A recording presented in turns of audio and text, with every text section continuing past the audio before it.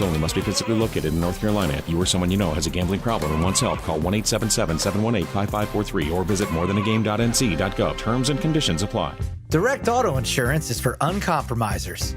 Like Matt. When his old car insurance got so expensive, do you think he walked until his sneakers wore out? No, because he found savings with Direct Auto so he could drive instead of compromise. With savings of up to 25% on state minimum coverage, you too can stop compromising and keep driving. Get a free quote at directauto.com or a store near you. Savings vary, terms apply. National General Group, Winston-Salem.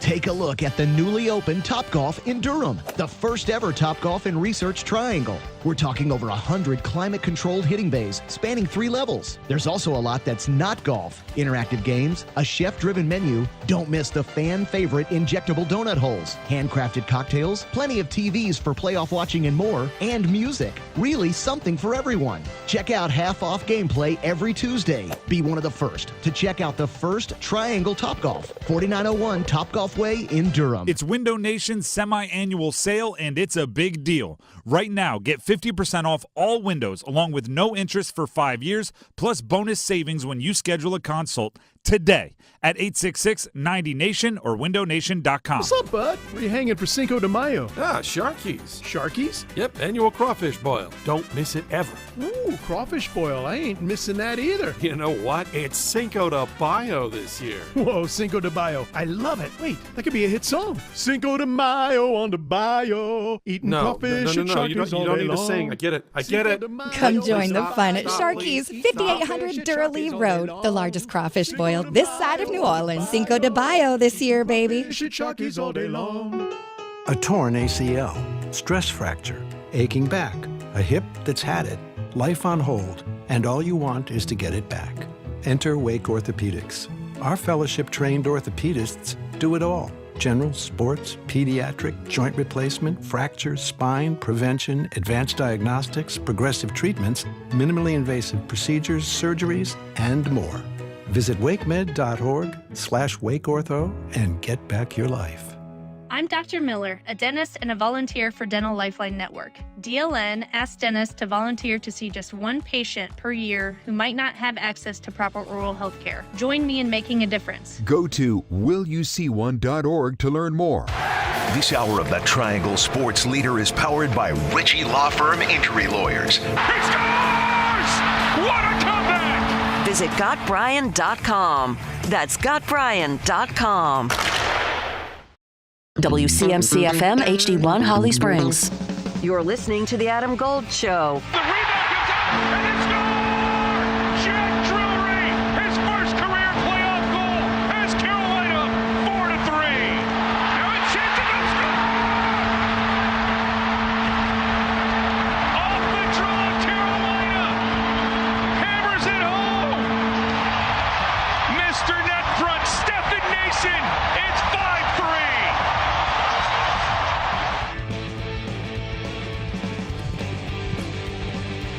It's the Adam Gold Show. I'm Adam Gold. Was that last night? I know, it all blurs together. It kind of feels like it just happened. I was binge watching Welcome to Wrexham. Hurricanes play last night? Was there a game going on? So, I don't know if you know this, but season 3 for Welcome to Wrexham is coming out. And the tease for it is see if Wrexham can go get promoted from League 2 to League 1. Oh. Spoiler alert. They clinched it 2 weeks ago. Well, there you go. But for those of you not paying attention, yeah. Just, by all means, and maybe I ruined it for you. There you go. But yeah, apparently the Hurricanes played last night. Yeah. I thought it was an earthquake. I know, right? My hearing's weird. I don't understand what's going on. Oh my gosh. I have stories about last night we are going to get to very quickly. Real life issue today because sleep was not in abundance last night. No. I stopped on the way in at a local drive-through coffee establishment. Right. And I was informed as I was going through the drive-through to be careful because the cups are not as strong as they normally are. Oh, boy. The hot liquid inside may not be inside. She did not warn me that the coffee was hot. Oh. She just warned me that the cup was a little flimsy today. Lawsuit. So that's what I thought. First thing I thought is you're just covering your rear end here. Yeah. You're not really concerned about me. You just don't want to be sued. Exactly. Anyway, I'm here to tell you that the cup was sturdy enough good. to hold the coffee. Oh, good. So, yes. Ooh, that's good. That just cracked me up today. The cups are not as like just today. You're right. It's just today's shipment. Tomorrow they'll be fine. Get shipments of cups only every day for one day. They got shook up from PNC Arena rumbling yesterday too. Like that's what we're doing.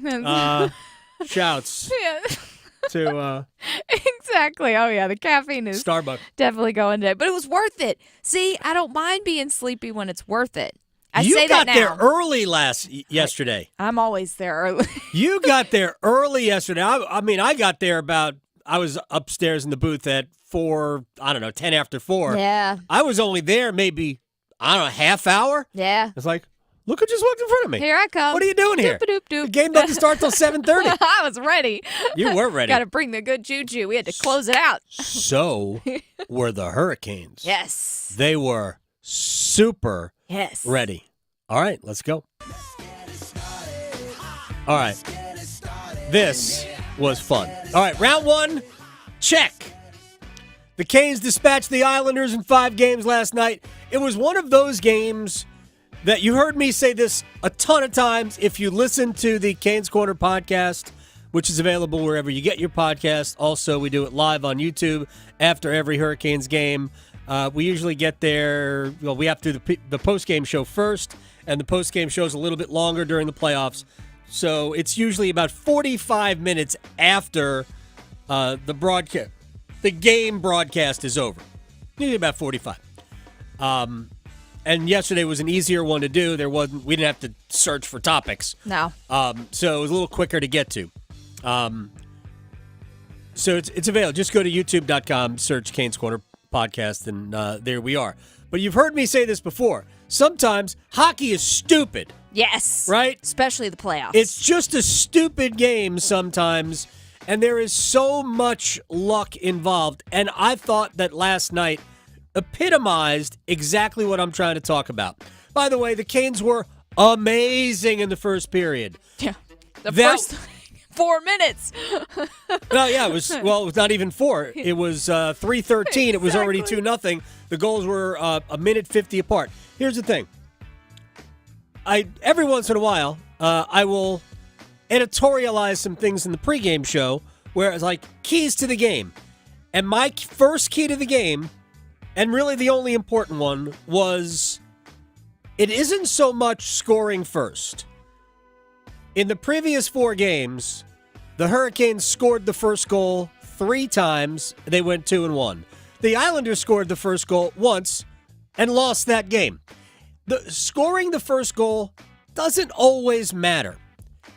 But I thought it was the most important thing for Carolina to get to their game first. Yeah. Show the Islanders what tonight was going to be like and lay it all out there. Yeah, because the first goal didn't matter for the Canucks yesterday either. No, it did not. Well, that first goal came in the third period, didn't it? It did, right? very late. Yeah, midway through the third. Crazy goal. Bad goal, really, to allow, but regardless. And the Hurricanes led 3-1 after 1. We'll go back and we'll discuss that, but they led 3-1 after 1. They were dominating the game. I think 21-4 shots on goal was the edge after 1 period. It's like the Islanders did not know what hit them. It looked a lot like the last 30 minutes of Game 2.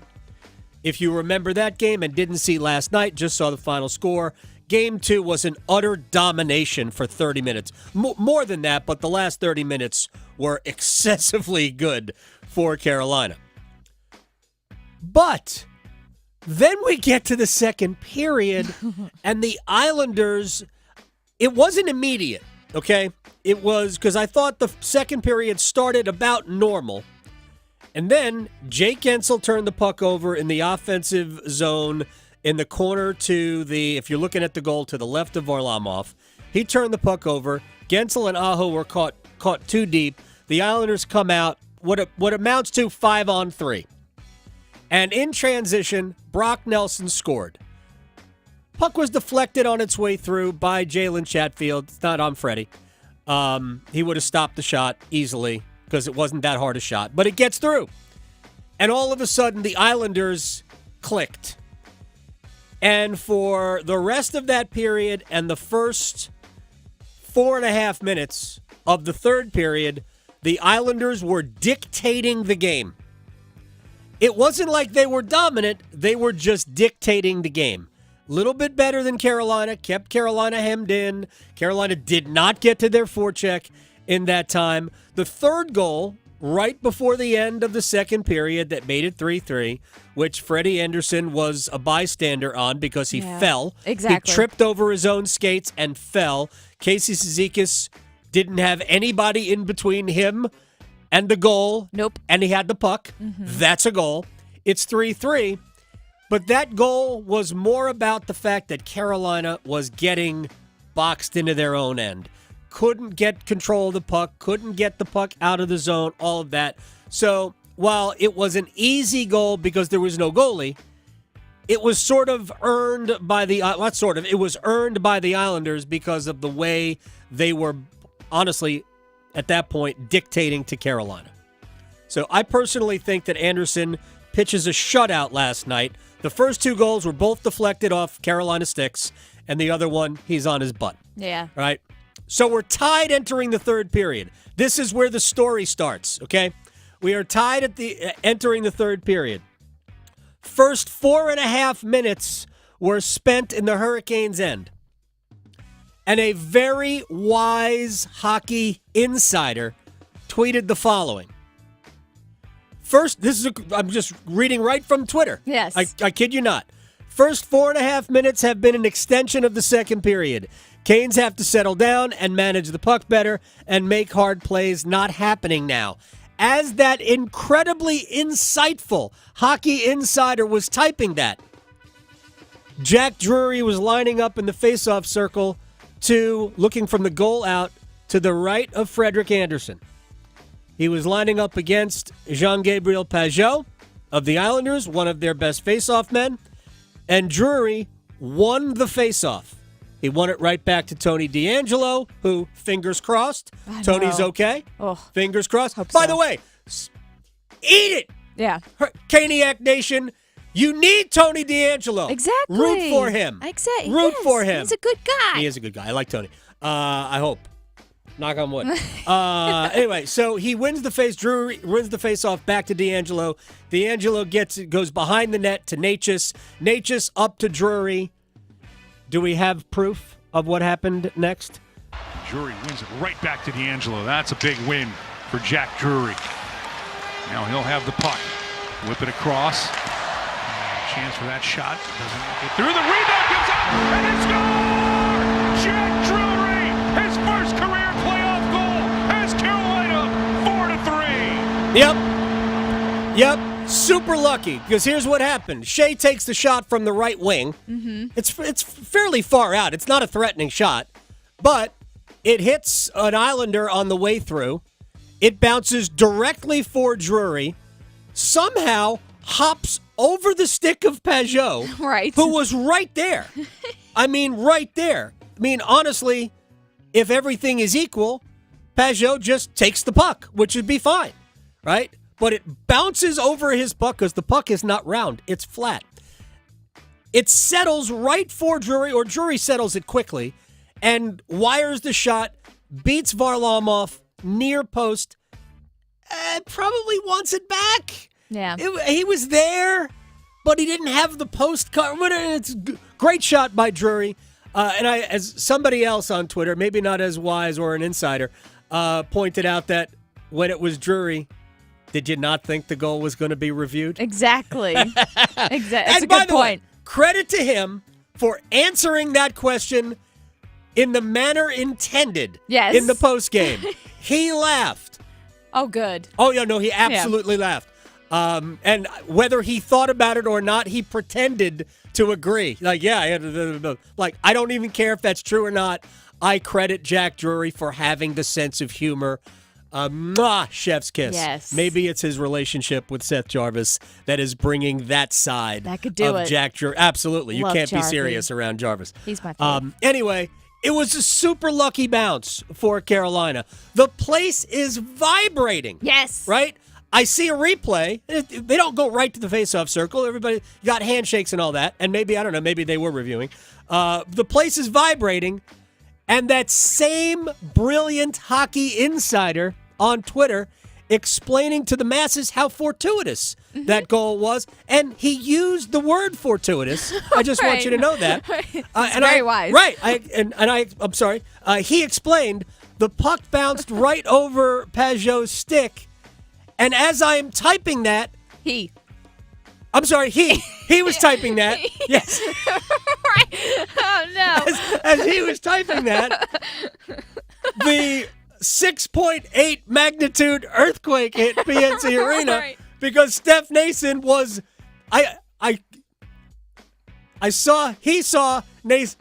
I have to get this right. He saw Nason like sort of pirouetting, sliding into the corner. Oh, that's fancy. After having scored. That's a fancy way to put it. He As he types put it. in all caps, Nason scores on the bump up 5-3.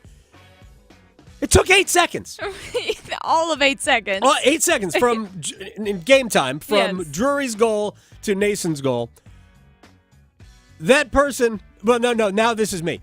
Now it's official. Now it's me. The insider on Twitter is not me. Now this is me. I completely missed the play. 100% missed the play. Yeah. I was watching the Martinook goal. Yeah. In game 2.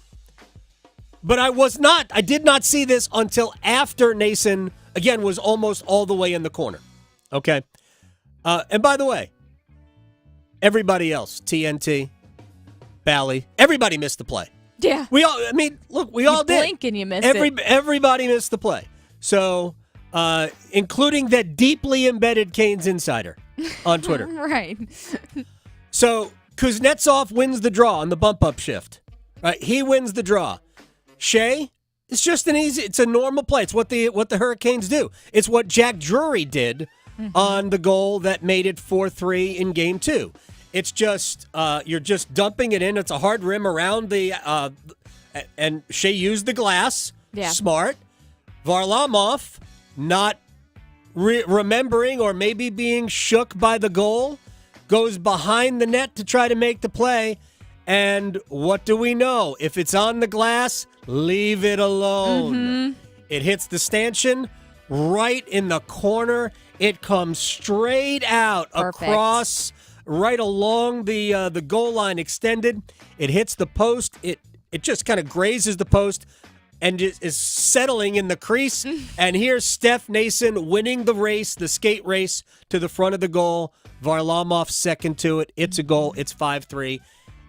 And it's not over.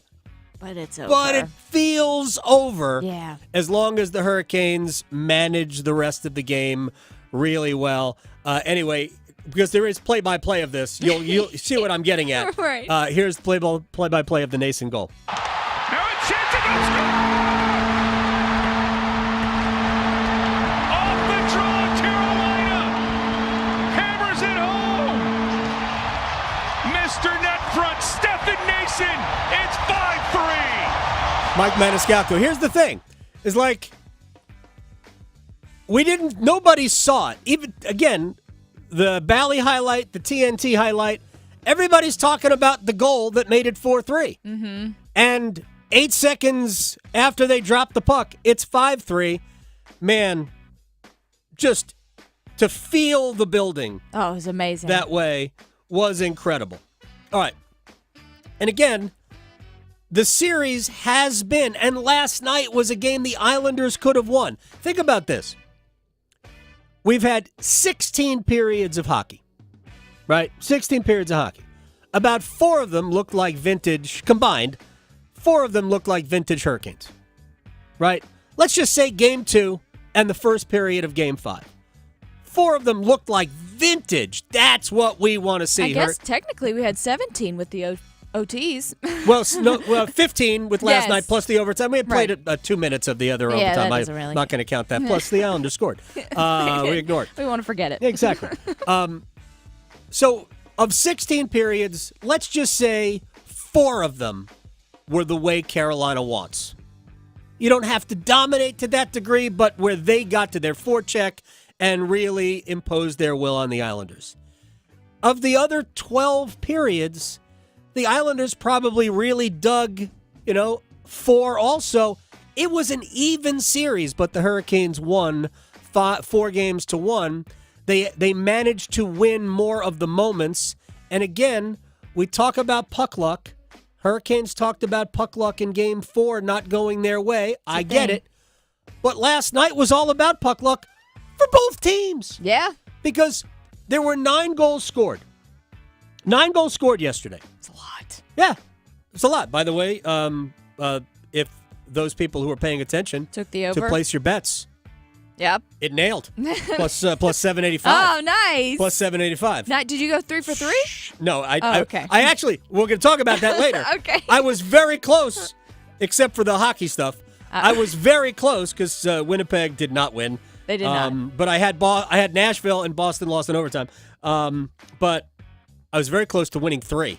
Nice. Like super close to winning 3. And I'm not mad because I don't really care that much. But right.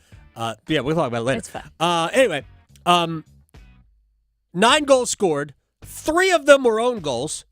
The Svechnikov goal was off of an Islander stick and past Varlamov. The first 2 goals on Anderson were deflected by first Jordan Stahl, second Jalen Chatfield. Freddie gets both of them if there's not a deflection. And then the one where he's flat on his back because he fell. Yeah. Right? We had an empty net goal. We had 2 from lucky bounces, Drury's goal and Nason's goal. We had another that the goalie probably wants back, the Teravainen goal to start the scoring. Varlamov's got to have that, right? And we had a penalty shot goal. Oh, so right? good. So there were like almost no goals where you don't go, how did that happen? Right. Right? We had 9 in the game. Yes. All right. As for the penalty shot, because it's worth hearing, because you could have made a sandwich during the time Yevgeny Kuznetsov touched the puck. See, that's the time to look away and then come back. I should have tweeted all that then. That's what the wise one should have been tweeting that then. deeply insightful Hurricanes insider. Exactly. Here's Kuznetsov's penalty shot. Now here we go, the whistle, putting the puck in play. And here comes Kuznetsov with the touch and the slowdown over the blue line. Kuznetsov waiting. Varlamov comes out, waiting, dusting it off, waiting, shoots, he scores!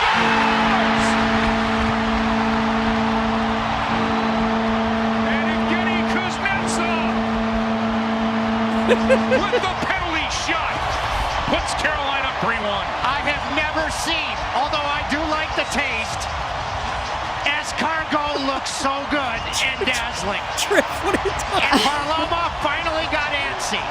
And he decides to go for the poke check, and Kuznetsov was just waiting for Varlamov to show his hand first. That's real. That's what happened, actually. I mean, that's a great description. We went to escargot. I know. I will find out when the last time Tripp had escargot. He's going to join us in about an hour. Yes. But that's what he was doing. If the ice is not perfectly level, if he's slightly skating uphill, he stops. Mm-hmm. He was moving that slowly. Yes. If you stop forward motion in a shootout or in a penalty shot, play's over. Right. You must always be moving forward. Mm-hmm. So Kuznetsov was pretty close to not moving at all. Yeah, they don't say how fast. It took a long time. But what he was doing, he was waiting for Varlamov to make the first move. Now, if Simeon just stays still, there's nowhere to go. The play's over. Yeah. But as soon as Kuznetsov saw Varlamov turn his hand over with the stick to go for the poke check, he just snapped it. Mm-hmm. That was that. It was What a awesome. Brought the house down. Oh, yeah. Right. I thought, all right, Hurricanes are just going to cruise tonight. Because Yes. I just assumed that the second period would look like that. But it didn't. No. Credit to the Islanders for hanging in. And here's the head coach, Rod Brindamore, on just how close this game really was.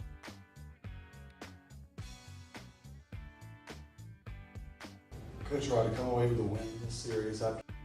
Obviously, it was tight. Obviously, playoffs, it's one play here or there that seems to always make the difference in a game. And, tonight we were the fortunate ones to get that balance. But I thought, the start of the game was great. And I think that really at least got us, nice lead. And they had their push. You got to give them a lot of credit. I mean, they didn't, they just kept coming. And we had to play really well to, win this series. So, but yes, it's always about that. I mean, it was a tight series. Again, Patrick Waugh said after the game that he feels like we very easily could be going home for Game 6, and he's right. We had the Islanders won an overtime game. Games 1 and 3 could have gone either way, and last night's game could have gone either way. Although I thought Carolina was the better team. Everybody's favorite, Seth Jarvis, credits the old people. Yeah, I mean, we knew we kind of, I don't want to say let off the gas, but we let them kind of crawl back into it in the second. And you never want to do that, especially with a team like that who can score and just the momentum it gives them. But, I mean, we have so many good veterans. They kept us calm. We never really got flustered. They made sure we knew what was at stake and just came out there and executed. Jack Drury, who made two very big plays in the. I mean, I think he's legitimately good. I mean, the days wondering about is Jack Drury good enough are over. He is good enough. Jack makes wins the faceoff and then scores the goal for the fourth goal. But I'll go back to Game 1 with Cotton sticking out of his face after taking a puck right to the nose.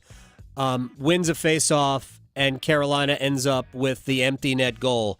Martin Necas scoring that one. It was just good, hard, physical plays that you need to make in a playoff series. And Drury also credits the old guys. 7, Jack, if you guys did hear it, after Game 1 when Kuznetsov made the comment of not really wanting to celebrate that one win and feeling like you guys didn't play your best game, what does that do as young players as sort of a motivational factor when you hear that coming from a guy who's hoisted the cup at the end of the Stanley Cup playoffs?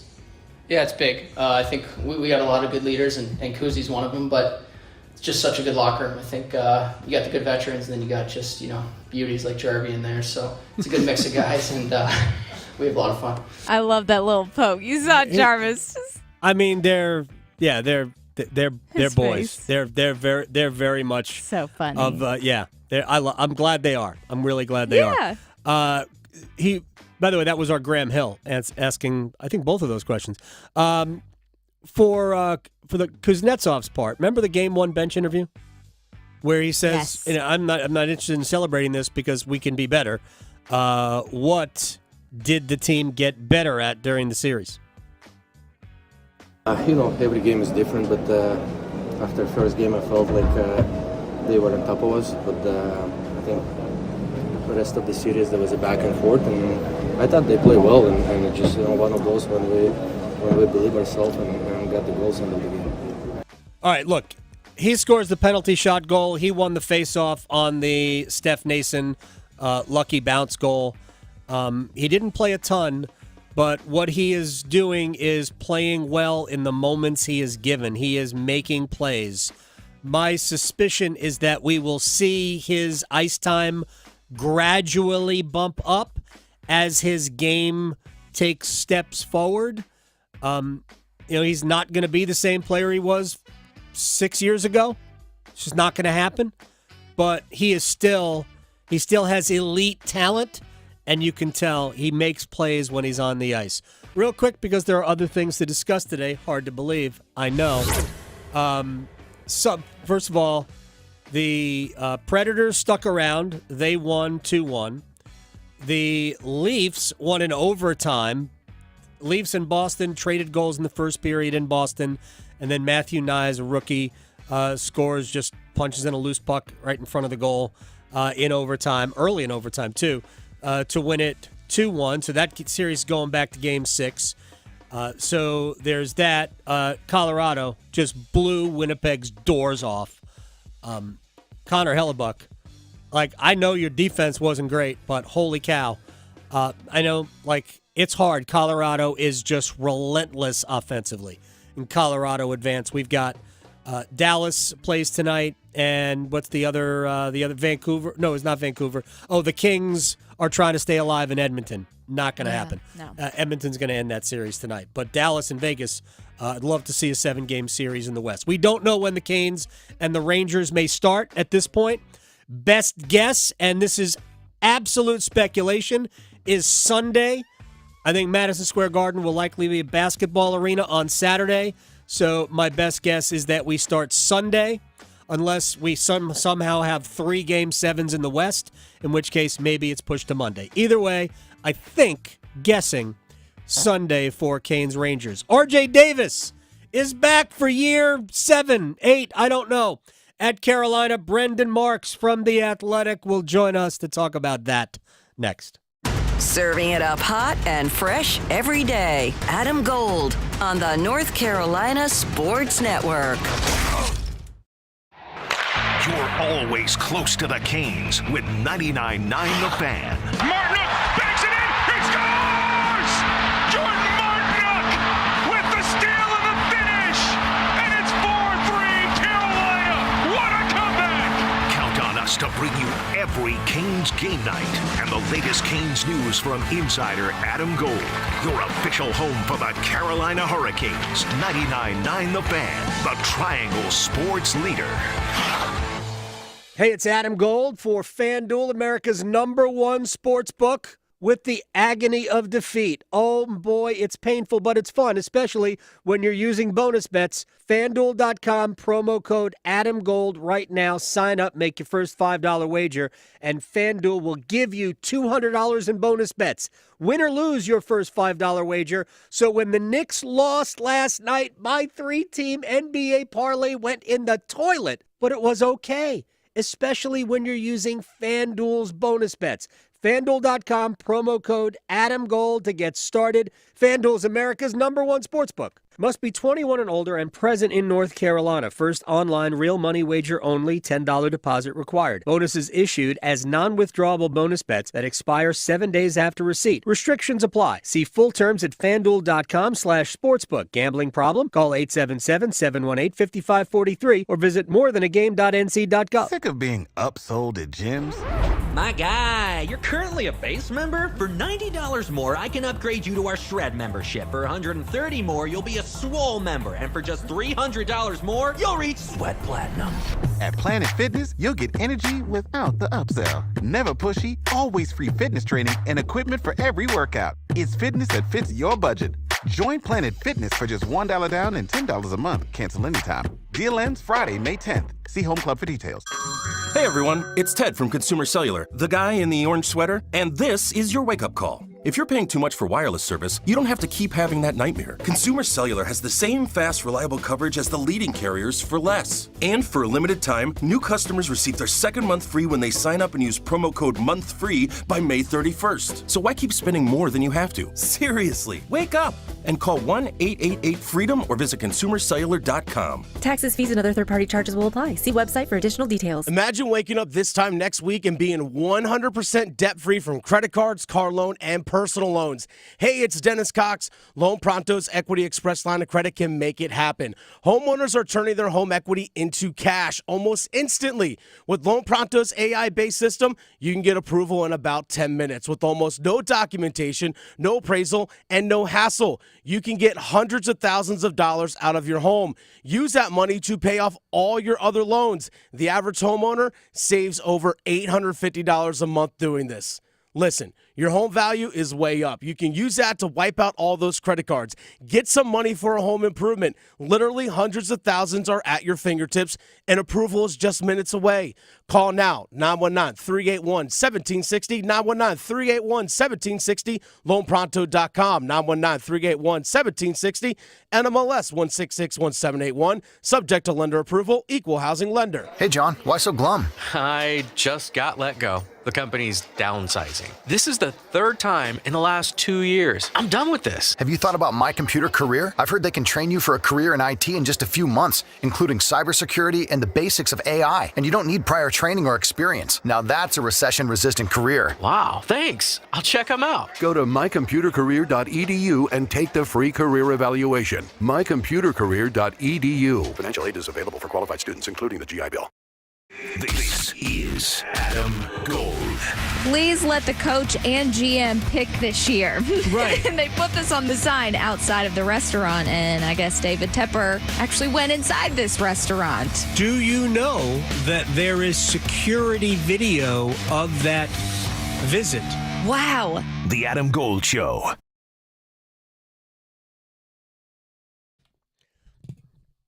It's the Adam Gold Show. I am Adam Gold. Yes, the Hurricanes eliminated the Islanders last night. But yes, there are other things in the world going on, including those that matter to us, including the return for year 5 at UNC of All-American guard R.J. Davis. To help us sort through all of it, our friend Brendan Marks from The Athletic, at Brendan R. Marks.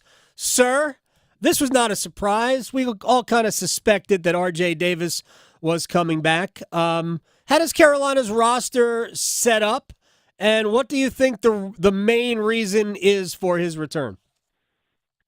Yeah, I think this is a move that has obviously been in the works for a couple of weeks now. Of course, RJ waited until literally the last possible second to actually drop the news in the dead of the night. So, I know a lot of UNC fans woke up. It was Christmas morning. They had a nice little gift when they were having their coffee, but I think for R.J. Davis, what this comes down to is he has been able to have the opportunity to put his name in for feedback from the NBA's undergraduate advisory committee.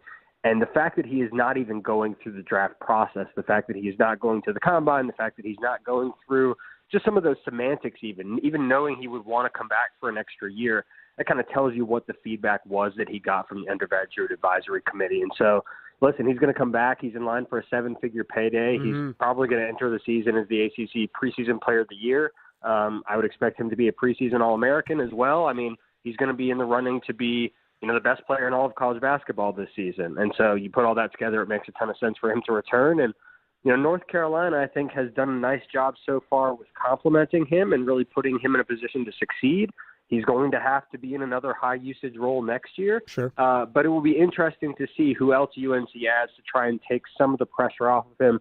The Tar Heels have been linked with a number of big men, obviously, and hopefully one of those comes to pasture here soon. I know you have done a great job breaking down the rosters, really, of both Duke and Carolina. I know you cover college basketball as a whole, too, so I'm not pigeonholing you here. But I want to go back to the return of Seth Trimble, who, again, I love as a player. And this maybe this speaks to what he felt like he was getting in the portal, and that maybe he just loves being at Carolina. But I can't see this year coming up being more favorable to Seth in terms of playing time than last year was, with 2 really good top 10 wings as freshmen who are going to play, plus RJ, plus Elliot Cadeau. It still feels like to me like he's, 3rd, 4th, 5th guy there. Yeah, I think, honestly, that makes a lot of sense. I understand. I think that is kind of the consensus opinion on Seth. I think there's the potential for Seth to do more, but it is going to be on Seth. Like, the difference from Seth Trimble as a freshman to Seth Trimble last year, I thought was a pretty pronounced jump. Mm-hmm. He came into North Carolina as this crazy athlete. JP Tokoto, for longtime UNC fans, obviously was one of the best athletes the program's had in, the last 10 or 15 years or so. Seth came in as basically just that. And what we've seen him evolve into is arguably the best perimeter defender on the team. For that reason alone, he is going to play next year, especially if you're considering that R.J. Davis and Elliot Cadeau are going to be, fixtures again in that backcourt. Seth Trimble is going to have to play from a defensive standpoint because we saw teams who would, at times, pick on those 2 guards just because of their size and the inherent limitations there. But the thing that I was impressed with Seth Trimble, and I think he can continue taking strides with this year, is I thought his 3-point shot came along decently nicely. I know that in the season-ending loss to Alabama in the Sweet 16, Alabama was dorking. They were intentionally sagging off of both Seth and off Elliot Cadeau, and that ended up sort of cratering UNC spacing. But I think that if Seth can continue to work on the reps as his three-point shot, you make yourself a 3-and-D guy, you are going to be part of the rotation. Yeah. He's big and strong and athletic enough that if need be, I think you can get by with those three guys on the floor at the same time, not probably for long stretches, but I think it's possible. So to me, I actually think Seth has a little bit more upside than I think most people would think. Again, it's going to come down to the shot. He's going to have to play because of the defense. If the shot is there too, I do really think there is sort of a top 6 role for him on this team next year. I mean, I love the player because I love the fact that he changed. I thought he was as responsible as anybody for changing their defensive mindset. And there were times this year where I thought maybe he was almost ahead of Elliot Cadeau because of that factor. I think it forced Cadeau to become a better defensive player because he was losing time in games to the way Seth was playing. So I'm glad he's back. And I mean, I saw a few like clips of him talking about, coming back and why he loves it here. And I think it speaks to me, it speaks to Hubert Davis and the way they run the program, that the players just feel so good about being where they are. What do they need to add now out of the portal? And I know you've written about this on The Athletic because I read it. So what do they need to add now out of the portal? Yeah, so North Carolina's now got 3 scholarships left to play with in the transfer portal, and obviously the number one need is just another big man. Jalen Washington, former top 50, top 75-ish recruit, does offer some rebounding, does offer some rim protection. He's longer, has a face-up game that North Carolina fans have seen the last couple of seasons. However, is not necessarily the strongest guy, is not necessarily the most durable guy, and as somebody who has had the injury concerns that he's had so far in his high school and college career, not necessarily a guy who you singularly want to depend on at your center position, because he is really the lone center North Carolina has on its roster right now. So UNC needs to bring in another big guy. They went after Aaron Bradshaw, who ended up at Ohio State. They went after Jonas Adu, who ended up going to Arkansas. Cliff Omori from Rutgers, they're in the conversations for him, but they need somebody. It doesn't really matter who it is. They need another center body just to split time with Jalen Washington, to be there as injury protection, and, potentially, depending on the caliber of the guy they bring in to start. Not saying that is like a given necessarily, right. But you need to just have another body there. And then in my opinion, I still think North Carolina needs another wing. Mm-hmm. They bring in Cade Tyson, the younger brother of former Clemson star Hunter Tyson. He's a sharpshooter. He's going to play that Cormac Ryan role. I actually think he could be even better than Cormac Ryan in that role. Okay. He's even better in the corners as a three-point shooter than Cormac Ryan was, which is saying something. It'll fit perfectly in UNC's offense. But he's a 3. He's a defensive 3 as well. And so, UNC could still probably use another guy in that 4-spot blend. Jalen Withers will be able to play. Mm-hmm. Maybe Zayden High will be able to contribute. I personally would go for another sort of wing guy, somebody who can potentially guard 3s and 4s. Drake Powell will come in. He'll do a little bit of that as well for North Carolina. But, those would be the 2 biggest portal priorities in that order for North Carolina left with those last 3 scholarships. All right, Brendan Marks from The Athletic is joining us here. Quickly to the Blue Devils. And you and I have already talked about Duke and stuff that they've added.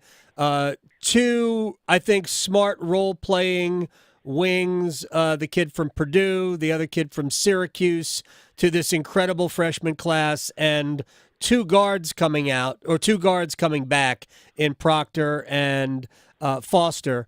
What else do the Blue Devils need? Yeah, so Duke also has transfer portal scholarships still to play with. John Shire's not done adding yet. The biggest thing I think that Duke needs really, because you do talk about, okay, you've got Kaman Malawak, who's a top 3, incoming recruit, 5-star guy, potential top 10 recruit in the draft next year. He's going to start. You've got another 5-star center in Pat Ngangba, who's coming in, who Duke is going to play next year. Yeah. He missed most of this year with a broken foot. Duke is not planning on redshirting him. Duke is planning on playing this guy next year, and they're planning on him having an impact. So, that's 2 guys at the center position who I know some people have said they need a big, could probably still use another veteran big, even just from a mentor perspective. But not from a playing time perspective. The thing Duke really needs that doesn't have right now is a third guard. Mm-hmm. It's got 2 guards right now. It's got Tyrese Proctor. It's got Caleb Foster. You want a third guard. Ideally, you want somebody who's defensively minded. That is kind of the ethos that John Shire is going for this season. Cooper Flagg, huge defender. Malik Brown, huge defender. Malwalk, shot blocker. Tyrese Proctor, elite point of attack defender. This is going to be a defensive first team. So if you can get a third guard who offers that defense, ideally who could also beat somebody off the dribble, that's not necessarily Proctor or Foster's strong suit. Right. That is what you're really hoping for. But again, it's kind of a tough sell. Those guys are going to be the entrenched starters. Yes, you're going to play. How big is your role going to be?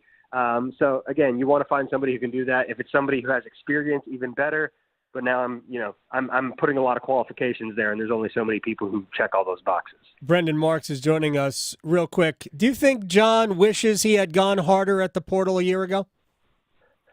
I don't know if I would say that, because I think he really, sometimes the best gets are the ones you've already got. And I do think that the guys he brought back last year were the right pieces to bring back. If there is one way that I think John would have, if he could do it over from last offseason, I think that he would have gone harder in terms of closing a deal for one of the centers that Duke hosted. Right. Because, we talked about it a lot over last summer. We talked about it a lot in the preseason. Kyle Filipowski obviously played a lot of center this year. To me, Duke's lack of a legitimate rim-protecting conventional center was a fatal roster construction flaw. It inherently capped the ceiling on this team, especially from a defensive perspective. And that is, not solely because of that, but that is a reason why Duke had some of the inconsistency that it had this year. And so I do think if they had had a guy who is more of a difference maker as a conventional center, again, maybe you don't have as much leeway for all of those guards. But, Duke fans were craving for, Sean Stewart all season long, because you wanted somebody who could potentially step in and kind of fill that role right. and slide Kyle Filipowski back down to the 4, which in my opinion is just where he's probably a better fit at the next level as well. So I don't know that on the whole John would have wanted to go harder at the portal, but for that specific position, that was one that we talked about. Duke obviously looked at guys and flirted with them. They didn't do that for no reason. So that would be the one move, I think, in hindsight, if he could have. He might have put his thumb on the scale, just a little bit more. I can't tell you how many people I've flirted with in my life and didn't close the deal on. Brendan Marks. All right, real quick too. I don't know why I even brought that up. NC State. It seems like every year Kevin Keatts is reshaping the roster, and there's a lot of things he has to replace this year. Where do the Wolfpack sit as we sit here today? Yeah, I really like what NC State has done so far. I think they knew they had to capitalize on the momentum of this postseason, and I think they've done that. You bring in a guy in Brandon Huntley Hatfield who, had a 5-star pedigree. Is a proven. He is going to produce in the ACC. He has already done it before. He fills a huge hole that obviously DJ Burns is leaving behind. And then they brought in a couple of perimeter guys, a couple of scorers who I really like. Dante Styles is going to be the content gift that keeps on giving next year. For all of the UNC-NC State drama. But he's a good player. Listen, he's a good player. Yep. 6'6" wing, can fill it up, can score, can shoot a little bit. And then they've brought in a tandem of, wing guard scorers, kind of combo-y guard guys in Mike James and Marcus Hill. And, listen, NC State's going to have decent size next year. I think they've brought in a bunch of guys who could be interesting. The thing that NC State had going for it during this postseason run was it played a bunch of really different styles. When DJ Burns was in, the ball was going to him. They were going to be rotating around him as the orbit. When Ben Meadowbrooks was in at center, things were a little bit different. When DJ Horn was in, it was going to be a little bit different. When Diarra was in, you knew what he was going to do. We don't quite know how all of those roles are going to shape up, and I don't think that NC State's going to provide as many looks as it did this season. But I do think that the talent they've brought in so far offers a higher floor. And, again, there's still more work to be done in the portal. It sounds like they might be adding somebody else here soon, but I really like what Kevin Keatts and his staff have done so far, and they capitalized the way they needed to on the Final Four run. Brendan Marks, North Carolina Sports Writer of the Year, at Brendan R. Marks on Twitter. Thank you, man. I'll reach out again because it's what I do. I appreciate your time. Absolutely. I appreciate you, and hope everyone has a good rest of the week. Absolutely. All right. Thank you very much. Brendan Marks here on the Adam Gold Show. Also, based on our friend Corey Smith from Pack Pride and his Twitter timeline. Yes. He has crystal balled NC State to possibly land East Carolina transfer Ezra Asar from out of the portal. Interesting. So another body. East Carolina provided a player to Connecticut to win a national championship last year. Maybe they go 2 for 2. Maybe. All right. I'm in the face-off circle with Jack Drury. One-timers next. Raleigh to Boone, Charlotte to Chapel Hill. Your Carolina is covered. Adam Gold on the North Carolina Sports Network.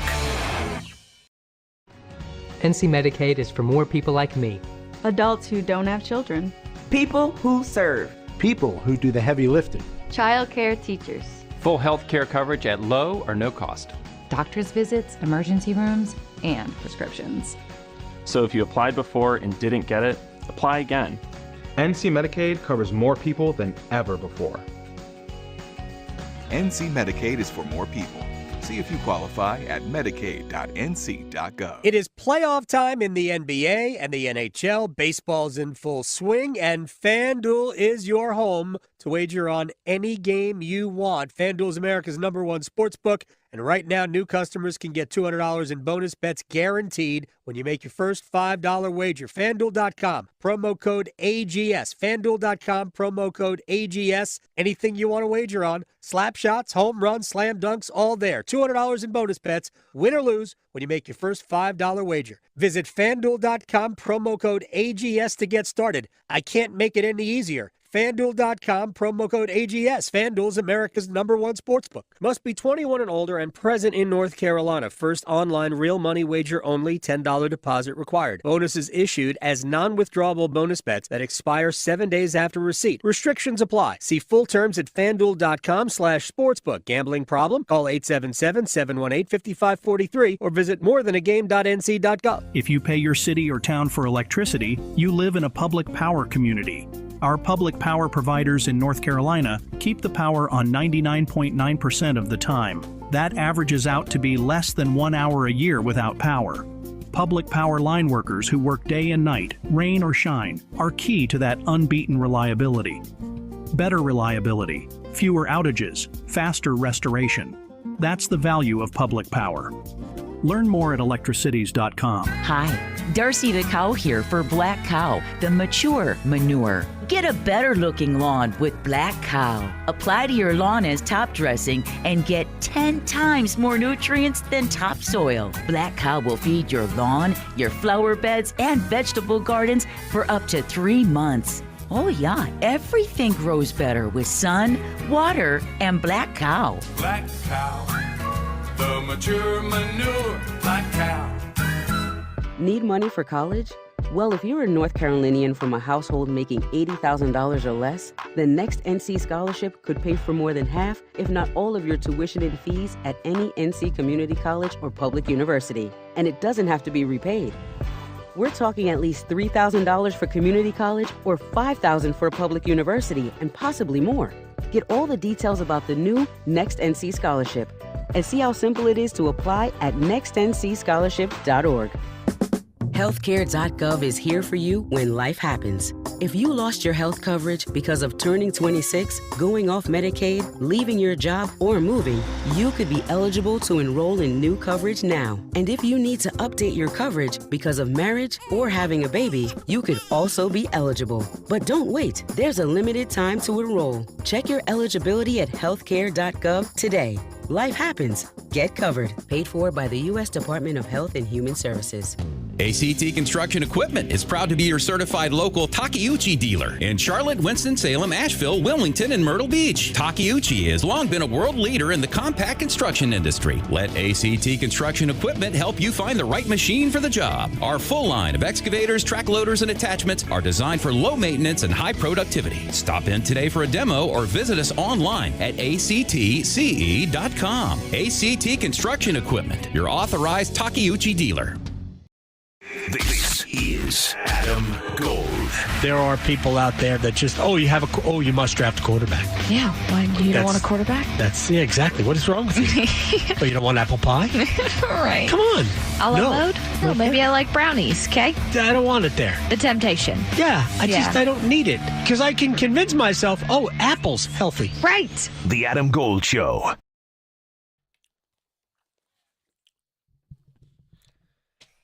It's the Adam Gold Show. I am Adam Gold. Victoria producing the program. She was also out late last night. That Yes. sounds weird.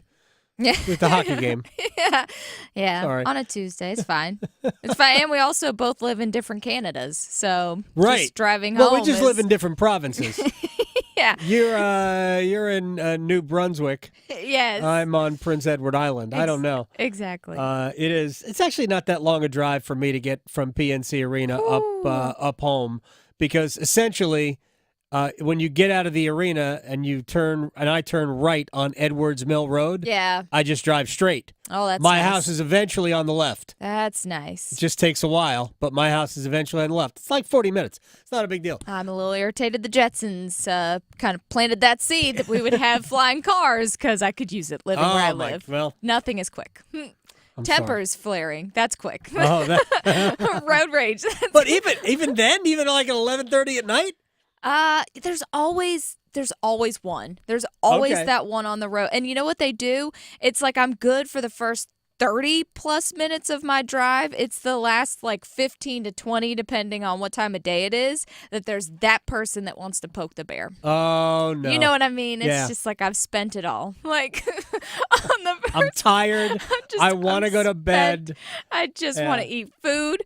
I don't want to be in a vehicle. Exactly. Yes, I know. I just want to watch hockey playoffs.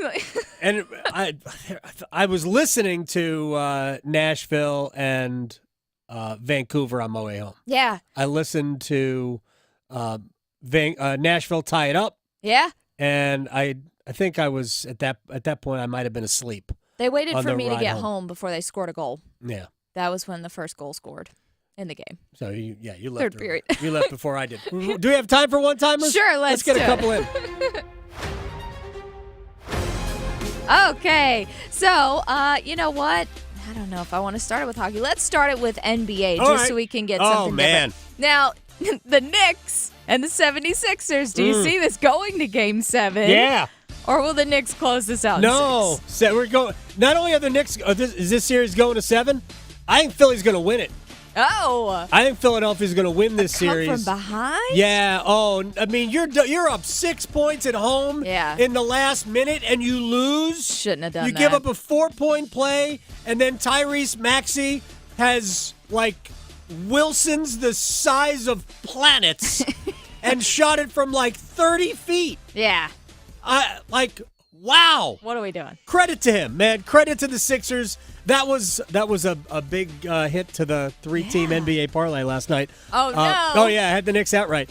But yeah, it is what it is. Yeah. I think the Sixers are going to come back and win that series. Well, they have the momentum. They that's absolutely for do. sure. So sticking with basketball, but moving to college. So do you think this was strategy for R.J. Davis to wait until the last minute? Like, maybe to keep people on the edge of their seat? Or was it just he's a procrastinator? No, I think he was legitimately getting some information from the NBA, and to me, it wasn't really it's not that a secret. I think it was expected that he was coming back. The NBA is, R.J. Davis is small. He is. He's just small. He is It's a small tough. guy. It's tough. It happens. All right, and we'll put a Canes one in here. So, or no, you know what? We'll just do, which games do you think that are left will make it to Game 7 in the first round? Vegas, Dallas is going 7. And I wouldn't be shocked if Vancouver and Nashville go back to Vancouver for Game 7. I think Boston's going to end it in Game 6 in Toronto. I think Toronto played their biggest card last night. Going beyond the box scores. Adam Gold on the North Carolina Sports Network. Adam Gold here from my man Gordon Miller, Miller Lending, Kildare Farm Road in Cary. I used to call Gordon the Hank when he would make predictions about what mortgage rates were going to do. You know, the Hank was on the Sports Network way back in the day, made predictions about sports. Well, the Hank makes predictions about mortgages, and he's told me often, especially during election years, that the rates will drop. Now I'm going to call him Mr. Cleo because he saw the future when he invented the no closing cost mortgage back in 1987. And I have taken advantage of it 11 times since meeting Gordon in 1999. He's on Kildare Farm Road in Cary. Don't pay closing costs, because if you do, you're banking on the rates not dropping for 8 years. They will. In fact, they'll drop this year, and you'll want to refinance. free of charge if you go to Miller Lending. MillerLending.com, great website, helpful videos. People are awesome. Miller Lending, an equal housing lender, NMLS ID 2502146. They say consistency is the key to success. They weren't wrong. So how about grabbing a beer that's consistently smooth, consistently refreshing, and consistently light? You might just find that the road to success can be pretty enjoyable. Michelob Ultra, the perfect balance of taste and refreshment, and only 2.6 carbs and 95 calories. It's only worth it if you enjoy it. Enjoy responsibly. Anheuser-Busch Michelob Ultra Light Beer, St. Louis, Missouri. See if you're a winner every night. Watch live lottery drawings on WRAL TV's 11 o'clock news. That's right, Carolina Pick 3, Carolina Pick 4, and Carolina Cash 5 numbers every night on WRAL TV's 11 o'clock news. See if you're a winner before you go off to bed. Get your lottery numbers live every night. North Carolina Education Lottery. Only on WRAL TV's 11 o'clock news. Attention soccer fans, North Carolina FC invites you to be part of the excitement. Join us in our electrifying games with top-tier players, thrilling goals, and unforgettable moments. Experience the thrill of this beautiful game with North Carolina FC. Get your tickets now, northcarolinafc.com. Sick of being upsold at gyms? My guy, you're currently a base member? For $90 more, I can upgrade you to our Shred membership. For $130 more, you'll be a Swole member. And for just $300 more, you'll reach Sweat Platinum. At Planet Fitness, you'll get energy without the upsell. Never pushy, always free fitness training and equipment for every workout. It's fitness that fits your budget. Join Planet Fitness for just $1 down and $10 a month. Cancel anytime. Deal ends Friday, May 10th. See Home Club for details. Getting ready to take on spring? Make your first move with the reliable performance and power of Steel battery tools. From hedge trimmers and mowers to string trimmers and more, save on select Steel battery tools. Right now, save $50 on the RMA 460V lawnmower battery set. Real Steel. Find yours at steeldealers.com. With AK30 battery and AL101 charger. Offer valid for a limited time only while supplies last. See participating dealer for details. Hey everyone, it's Ted from Consumer Cellular, the guy in the orange sweater, and this is your wake-up call. If you're paying too much for wireless service, you don't have to keep having that nightmare. Consumer Cellular has the same fast, reliable coverage as the leading carriers for up to half the cost. So why keep spending more than you have to? Seriously, wake up and call 1-888-FREEDOM or visit consumercellular.com. Savings based on cost of Consumer Cellular single line 1, 5, and 10 gig data plans with unlimited talk and text compared to lowest cost single line postpaid unlimited talk, text, and data plans offered by T-Mobile and Verizon January 2024. This hour of buzzer-beating, nail-biting, edge-of-your-seat sports action on 99.9 The Fan is powered by Ritchie Law Firm Injury Lawyers. Visit GotBryan.com. That's GotBryan.com. WCMC HD1 Holly Springs. Take us with you on radio, web, app, Alexa, and YouTube. 99.9 The Fan, the Triangle Sports leader. Now here we go, the whistle, putting the puck in play. Here comes Kuznetsov with the touch and the slowdown over the blue line. Kuznetsov waiting. Varlamov comes out, waiting, dusting it off, waiting, shoots, it scores!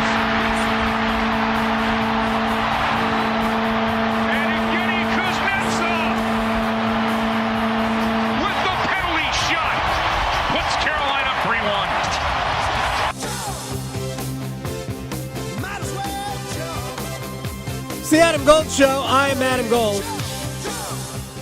That was one of my favorite moments from the game last night as Yevgeny Kuznetsov made time stand still. Because that's really what he did. It was the slowest, the most deliberate penalty shot I have ever seen. And I am 100% here for it. Rod was actually asked after the game, you'd seen that. You've always hated it against you. Basically, how does it feel for you? I think he didn't take the bait necessarily for that. Yeah. But it was I know Jarvis, else. He mentioned it too in his post presser. He was talking about how, it's always worked against them before, right, and now it worked for them. So he's okay with it. I'm not sure how many times it worked against. It worked against them this year. Yes. Washington won their first game against Carolina in a shootout here with Kuznetsov scoring the game winner. Yes. So, that I understand. But by the way, Seth Jarvis does 2 shows nightly. He is hysterical. He's so good. Yeah, he is. I love it. This is why he's my favorite. Real quick, before we get into some other things, and maybe we'll do it here anyway. As a matter of fact, let's incorporate it. Let's talk about a second take on today's top stories. And I'm going to start it kind of broad brushing it a little bit with my 3 stars of the series. And to me, the 3rd star of the series was Seth Jarvis. I thought he was great throughout and everything Carolina would want in a reliable go-to, do everything forward. He literally does everything. He was instrumental on the penalty kill. By the way, Carolina gave up 3 power play goals in 5 games to the Islanders. That is staggering for them. Their penalty kill percentage is like 72%. Remember, they ended the season basically at about, like, for the entire year, they were 87%. But from, like, the beginning of November on, we're at 90%. They give up 3 power play goals to the Islanders. You can't take anything for granted. But the last 3 penalty kills last night when they needed them, they were awesome. And Jarvis is a big part of that. He's a big part of the power play. He's everything, man. This kid is incredible. Sign him, Tom. Please and thank you. Right now. Don't wait like Aho. Don't wait. Please. Thank you. Yes. We love you. Exactly. Second star was Andrei Svechnikov. I can't tell you how cool it was to see Andrei, who is honestly built for the playoffs. Yeah. He is built for this.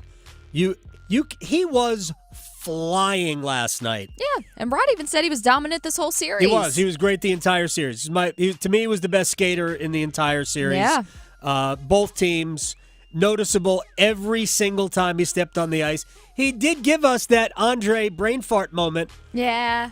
We didn't need the slash late in the third period. Andre didn't need it. We did not. So, and like I point that out, Rod was screaming he didn't like the call. Yeah, we could not like the call all day long because there probably wasn't a ton of contact. But if you've got a 2-goal lead and you're middle of the third period and you do that and the official sees it, they're sending you to detention. And that's where Andre went.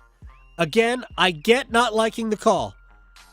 But he got him on the hands, and that's just textbook slash. Yeah. Again, was it sold? Of course it was sold. That's what they do. Oh my gosh, he doubled over in pain. I don't know if he had surgery on the bench. Forget who it was. Right. Anyway, Andre was awesome. And who was the first star? Who was the first star? Frederick Anderson was the first star of the series. It is. Games 1 and Games 3. Games 1 and 3. I could have just said it that way. Those belong to him. The saves on Noah Dobson in Games 1 and 3 changed the series. Dobson scores in Game 1, right? It's 2-1 Islanders. And frankly, we all thought, man, that was the game the Islanders needed to win. Right? You steal one away right away on the road. But Carolina ultimately won that because Freddie made a stupid good save. And to that point, Freddie was just kind of, it was okay. Yeah. He was fighting the puck a little bit. Game 3, basically the same situation. If Dobson scores there, it's game over. Was it Game 3 or Game 2? I think it was Game 3. It's basically over, but no. Dobson couldn't get the puck to go. Freddie made that lunging glove save. Oh, right. The windmill. No. The windmill was not different. That one. Windmill was was later on in the third period. That's a good but one. It's early in the third, and he makes this lunging glove save to keep the game tight. So awesome. Freddie was great. First star for me in the entire series. So very good. And look, I said it before. The Hurricanes, they're built differently, but I have said this in whether it's off seasons or whatnot. Whenever you're looking for outside to change you, it's not going to happen. It's the inside players, the players who have been here.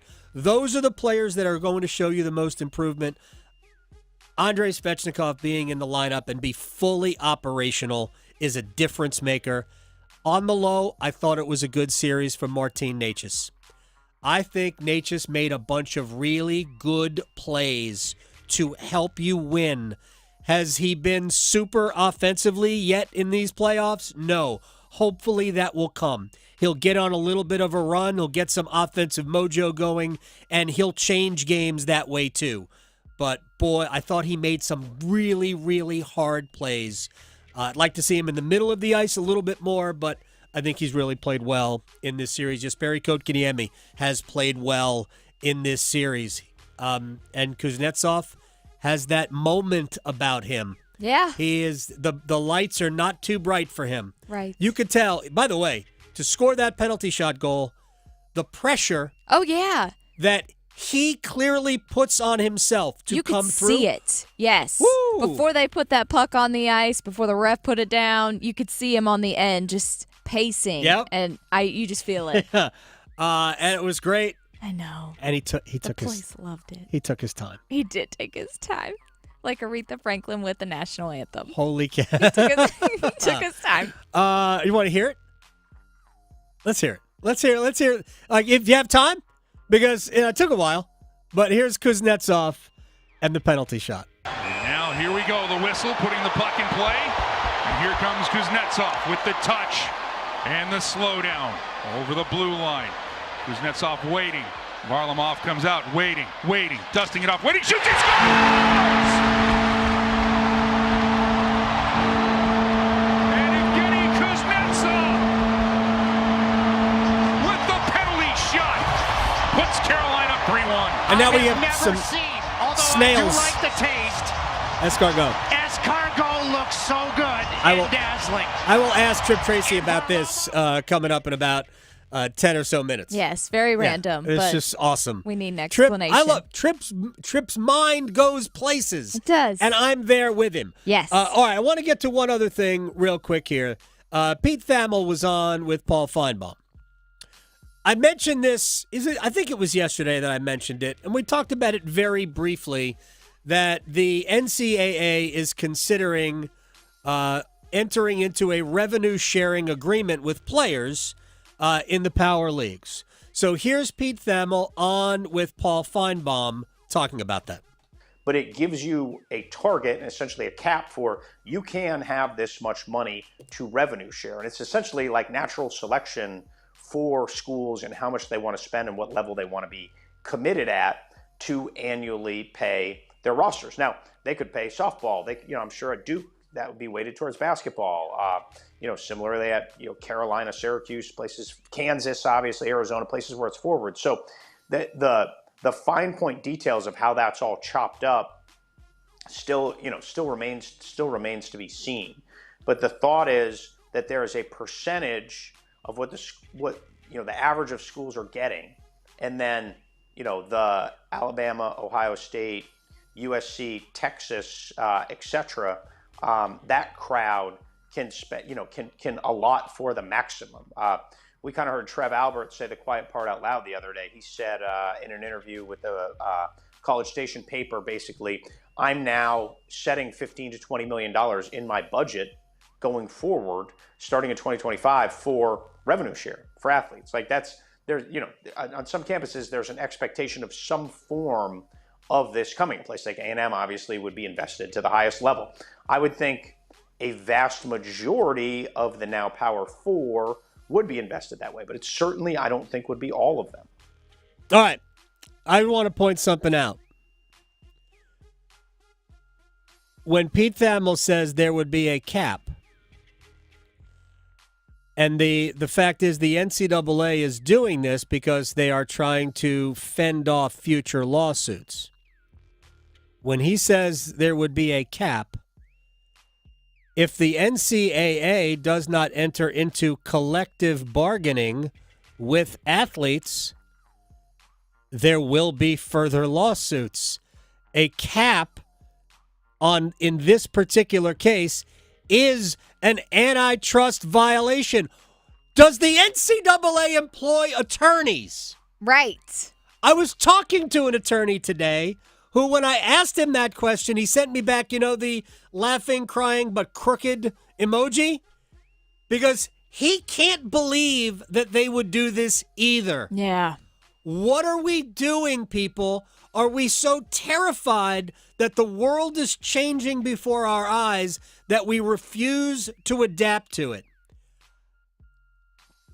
The athletes are going to be declared employees. In this particular case, because whether you like it or not, it's professional sports across the board. It is time to collectively bargain. I've been saying this for a long time.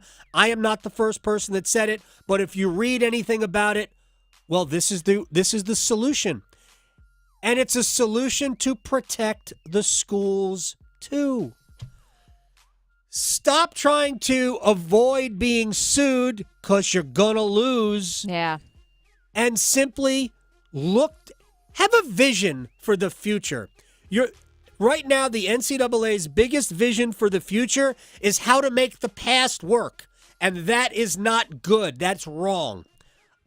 I hate yelling about this, but I want people to understand what is about to happen. Yeah. So the NCAA could have gotten out ahead of this a long time ago. But they refused. All they did was spend millions of dollars every year lobbying on Capitol Hill to get Congress to bail them out. A, Congress doesn't know what they're doing about this. I'll just say about this. I'll just leave it rest alone. And B, I know it's cliche. They have far more important things to do. A little bit. So yeah. This is something the NCAA can figure out on their own. The athletes are going to be declared employees. There's too much money at stake now. That's the way it is. They've been treated like employees with too many restrictions, too many rules. And I'm not talking about you got to wear coat and tie on the road. I'm not talking about that crap. I'm talking about time constraints and all of the things. You must be here. You can't do that. And those players who provide a service to the school not be declared employees. It just isn't going to work that way. And Brett Kavanaugh told you, how many years ago was Alston versus the NCAA decided? 4 years ago? Brett Kavanaugh told you in the concurring opinion, I have no idea how you've been getting away with this for all these years. He paved the way for every single lawsuit ever against the NCAA in this regard. He opened the door. It was a simple fix all along. What you are doing is illegal.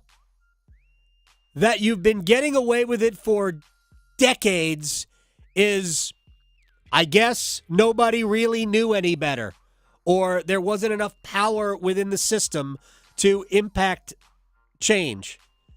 Now there is. Get your head out of your rear ends and look to the future.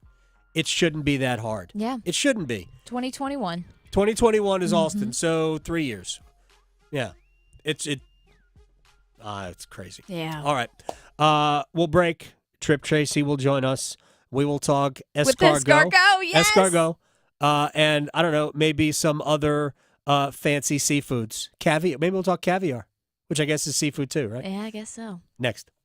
Serving it up hot and fresh every day. Adam Gold on the North Carolina Sports Network. You're always close to the Canes with 99.9 The Fan. Martinook backs it in. He scores! Jordan Martinook with the steal and the finish. And it's 4-3 Carolina. What a comeback! Count on us to bring you every Canes game night and the latest Canes news from insider Adam Gold, your official home for the Carolina Hurricanes. 99.9 The Fan, the Triangle Sports leader. If you want to save time and money and make your life better, Dr. Lori Travers at Travers LASIK is exactly what you contact lens wearers have been looking for. 20/20 vision awaits. 5 minutes per eye, 919-510-6830. Dr. Lori Travers is the only LASIK specialist in the Triangle. You can get the consultation for free. Go to TraversLASIK.com. Travers LASIK. And right now you can save $1,000. Travers LASIK. See what you've been missing. If you think you or someone close to you is having a stroke, we have 2 words for you. Be fast. B for balance, E for eyes, F is in face, A for arms, S for speech, T for time to call 911. Look for changes in balance, vision, or speech, weakness in one arm, a drooping face. Learn the signs at wakemed.org/stroke, because every second counts. Direct Auto Insurance is for uncompromisers, the people who refuse to make trade-offs in life. Like Kelly, when her old car insurance got so expensive that she couldn't afford to drive anymore, do you think she started carrying her groceries for miles? No. But she did find Direct Auto's savings that allowed her to drive instead of compromise. With savings of up to 25%, you too can stop compromising and keep driving. Get a quote today at directauto.com. Savings based on applied discounts and will vary. Terms apply. How you buy can affect price. National General Group, Winston-Salem. I lock up my Old Spice Fiji aluminum-free dry spray to keep that 24/7 lasting freshness safe for myself. Fresh coconuts, palm trees in the wind. It's like catching waves in Fiji. Actually, I just talked myself into a refreshing spritz of Fiji. My Old Spice is missing! No! It's bow time. Something new just dropped at Bojangles. Take the bold taste of a crispy golden chicken supreme that's been seasoned to perfection, then add dill pickles, Carolina Gold barbecue sauce, and a toasted bun that's great on the go. What do? You get a Bo's Bird Dog. In fact, you can grab 2 of them for $5. So when you're on the go, headed to practice, or need a snack, grab a Bo's Bird Dog. Hurry in before they're gone. Available for a limited time. It's bow time. There's no time like bow time, but sometimes it's go time. No time to stop. Introducing Bojangles' new Bird Dog, a seasoned to perfection Bojangles Chicken Supreme, dill pickles, Carolina Gold barbecue sauce, all on a toasted bun. Great on the go. Try 2 Bird Dogs for just $5 or a 2 Bird Dog combo for just $8. Hurry, Bo's Bird Dogs are available for limited time only. When you're hungry for flavor and value, it's bow time. Want to win a trip to the 84th Annual Sturgis Motorcycle Rally and a custom Harley-Davidson performance bagger? The Law Tigers are giving away the ultimate trip of a lifetime. Go to stylininSturgis.com to enter. Prizes include VIP stay at Glencoe Camping Resort, custom Harley-Davidson built by Lane Splitter Garage, sound system by Rockford Fosgate, turbo from Trask Performance, parts from J&P Cycles, firearms from Magnum Research, jewelry from Anvil's Cash, and bikes from Soul E-Bikes. Go to stylininSturgis.com to enter today. Earth Justice is a national legal nonprofit fighting to save lives, protect our climate, and strengthen our economy through the shift to zero emissions. Visit us at earthjustice.org. Earth Justice, because the earth needs a good lawyer. This is Adam Gold. I got news for you. If I see a hammerhead shark swimming near me in open water, nope, we're gone. Bye. We're done. I'll be on the dock. I'm done. I've seen Jaws. You can't fool me. Yeah, I'll be on the dock. Yeah. I'll be, or in the boat or something. I will not be. Yeah. I will not be in open water. The Adam Gold Show.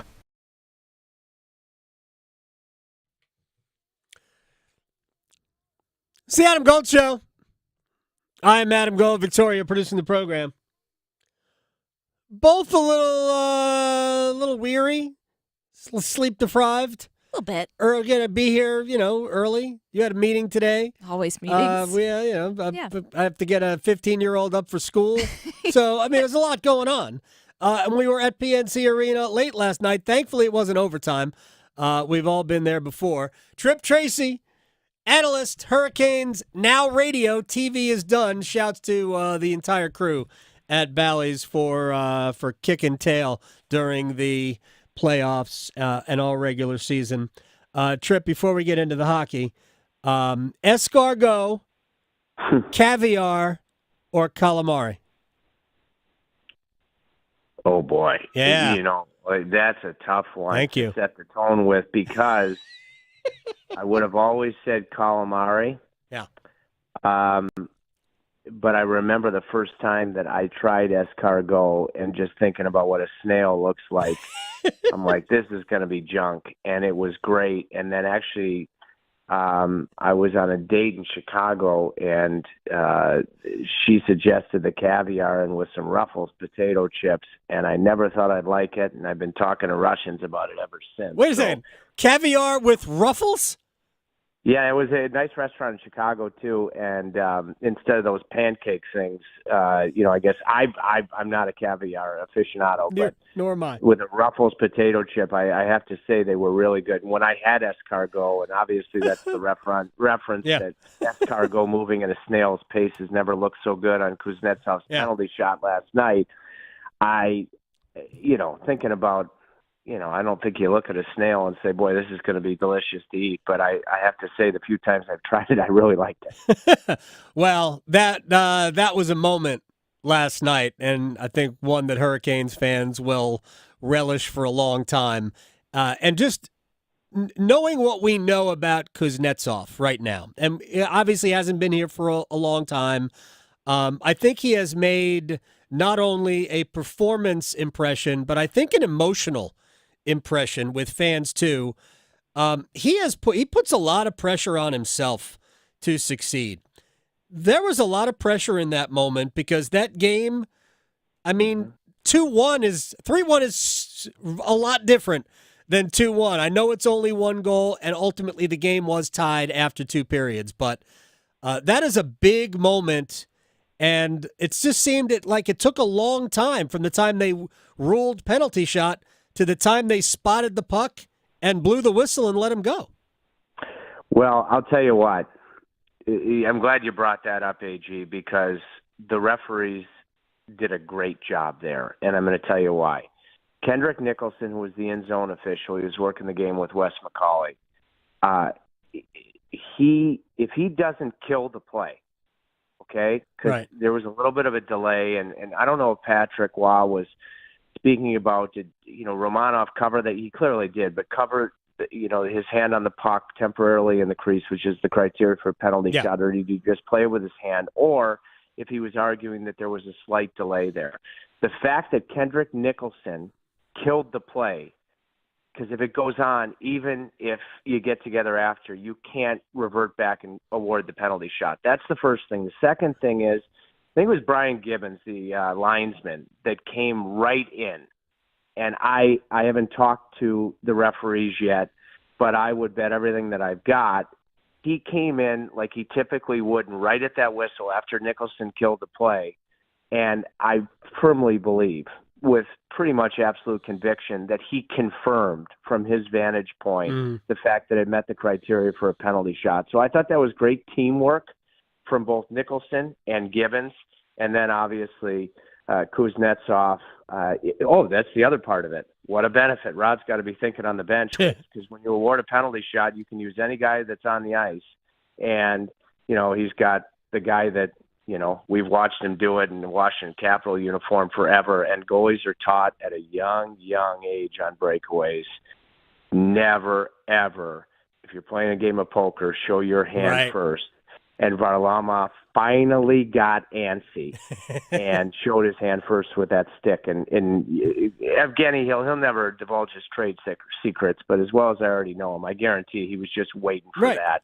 And then it's lights out after that. Well, he certainly gave himself a lot of time.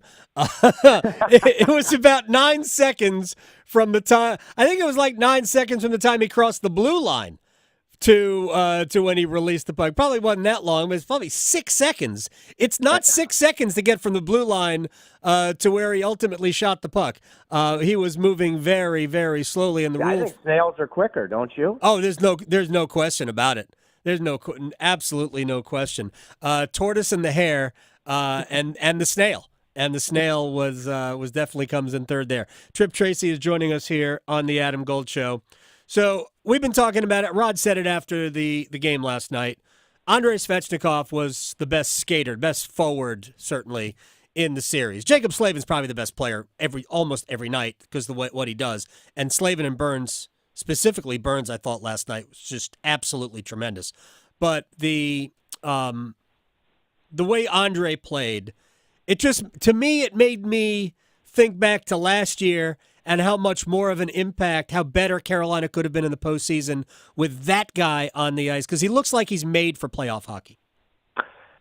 Amen. Roger that. By the way, you mentioned Jacob Slavin. Happy birthday to Jacob today, May 1st. Shares the birthday of God rest my father's soul. And when he walked into the building last night, I looked at my watch and I just actually, another thing, I've tried octopus when I went to Greece. It had just become his birthday 7 hours later in Greece. So I actually wished him a happy birthday walking in. He was great.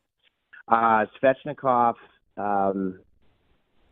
he finally gets a bounce last night off of Bortuzzo's stick. But you and I in our hot stoves throughout the series, we talked about Andre a lot and how he was Carolina's best forward, hands down.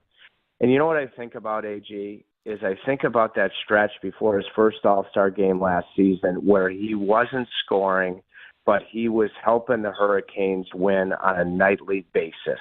And people, and I understand it, they get fixated with the ability to finish. Right. But when you really watch the game as Adam Gold does, you see, that his preference, slightly so, is to be a brilliant playmaker. And then his physicality was totally disciplined and game-changing, by far Carolina's, heaviest forward.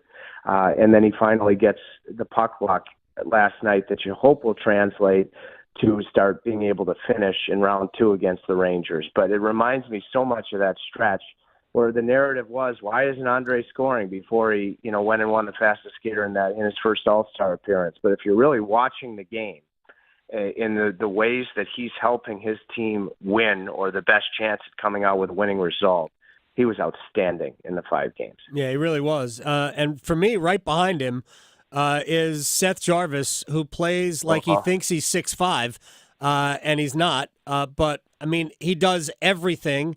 I thought he was great again last night. Empty net goal, don't care. But just on the first goal, he had 2 puck retrievals on the first goal behind the net on the Teuvo Teravainen goal, which, frankly, I thought that Semyon Varlamov probably would like a mulligan at. But I thought Jarvis was great again. Yeah, he was my bench interview on television, AG, and it was classic because, he's got this tight relationship because he goes to Brent Burns' house all the time, and Brent's son, Jagger, was on the bench, and Jarvis comes over right 5 seconds before we do the interview, and I'm joking with Jarvis about, and Jags is right there, and I'm like, yeah, Jags says that you're going to give me a junk interview, and Seth goes, Jags, you want to jump in here on this interview with us? My point is this. In my time in Carolina, there are only a handful of players that have been loose with the stakes so high in an elimination game warm-up, but then go in, before the puck is dropped, and it's like Clark Kent going into the phone booth and coming out as Superman to turn on that compete. I think about Justin Williams, of course. I think about Ray Whitney. Yep. I think about Mark Recchi in the push to win the Cup in 2006. There are countless other guys that are elite hockey players that have that focus and that that look in their eye right in warm-ups. But Seth Jarvis, with everything that was on the line last night, he was as loose as he always was in that bench interview, wanting to make it a trifecta with Jagger, Burns, and then like he always does, like those other players that I mentioned always did, is he has that ability to flip that switch and become just an unbelievable competitor with those 2 huge assists. I love your reference to winning those puck battles below the goal line.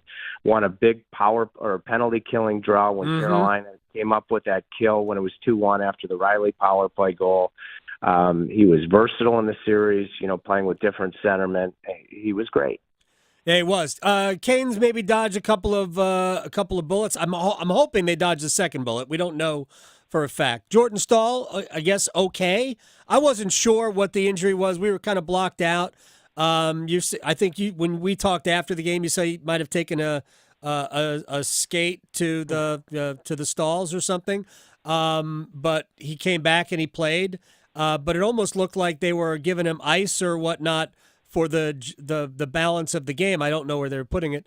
So what do we know about him? And then the D'Angelo, because he left the game very late, but left the game and did not return.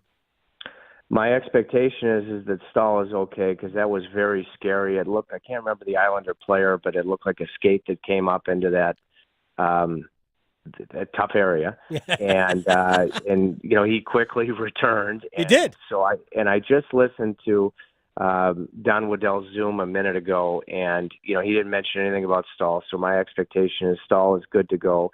He gave some very positive news about the X-rays with regards to Tony D'Angelo, that he should be good to go in Game 1. And Don also mentioned that he could see later on in the second round that Brett Pesce could possibly be available. Those were the big takeaways on the health front in Don's Zoom that just concluded. I'll be honest. I'm incredibly skeptical of Pesce's return, only because non-contact injuries never bode well, unless that was sort of a like a remnant of, because a couple of shifts earlier was the Lee power play goal in Game 1 or Game 2, where Pesce kind of got twisted up on the play, so he took 2 more shifts and he left the game after that second shift after the goal. So I don't know if there was any relation to either play, but either way, man, if Pesce could come back, I mean, great for Carolina, maybe not so good for Tony, but I thought Tony has played well so far in the 2 full games he's played. Totally agree. Or 3 full games. And Jack Drury gave on the game-winning goal. He gave Tony a lot of credit. Yeah. When you look at that, as much as the Hurricanes struggled mightily in the face-off circle in Game 4, when the game is on the line, Drury wins a draw. Yeah. And you have a set defensive zone face-off play if you win the draw that Rod works on all the time in practice, where you have a winger that releases for a reverse from Tony, that being Marty Necas, which allows Brady Shea to immediately and seamlessly jump on the attack, and eventually you get a bounce. And Jack Drury, the most popular and effective shot location, beats Varlamov, taking advantage of that bounce on the blocker side. Then all of a sudden on the bump-up shift, because face-offs are not just an individual statistic. Yeah. Carolina didn't. You and I talked about it before the game last night. They did not have enough wingers diving in on 50-50 pucks in Game 4. And that clip, that neutral zone draw, where Kuznetsov, maybe wins at 60-40, but both Kotkaniemi and Nason diving in to get possession that allows Brady Shea to even dump the puck in to get the bounce off the stanchion. Right. With what faceoffs were coming into that hockey game to win those huge draws. And, I'd be totally remiss, AG, if I didn't mention, the Islanders are a very well-coached team. Yeah. Patrick Waugh, aside from his charisma and his pedigree, got the very most out of them, and they showed right to the bitter end how resilient they were. But whether it be going with Jack Drury with the elevated role, +5, best steady player in the series in that key spot with Necas and Martinuk, whether it be flip-flopping the wingers when you needed life in Game 1 in a tie game going in the third period, whether it be the timeout and the goalie pull with 2:49 left when you're pressing, you don't want to just give away a quick freebie empty netter.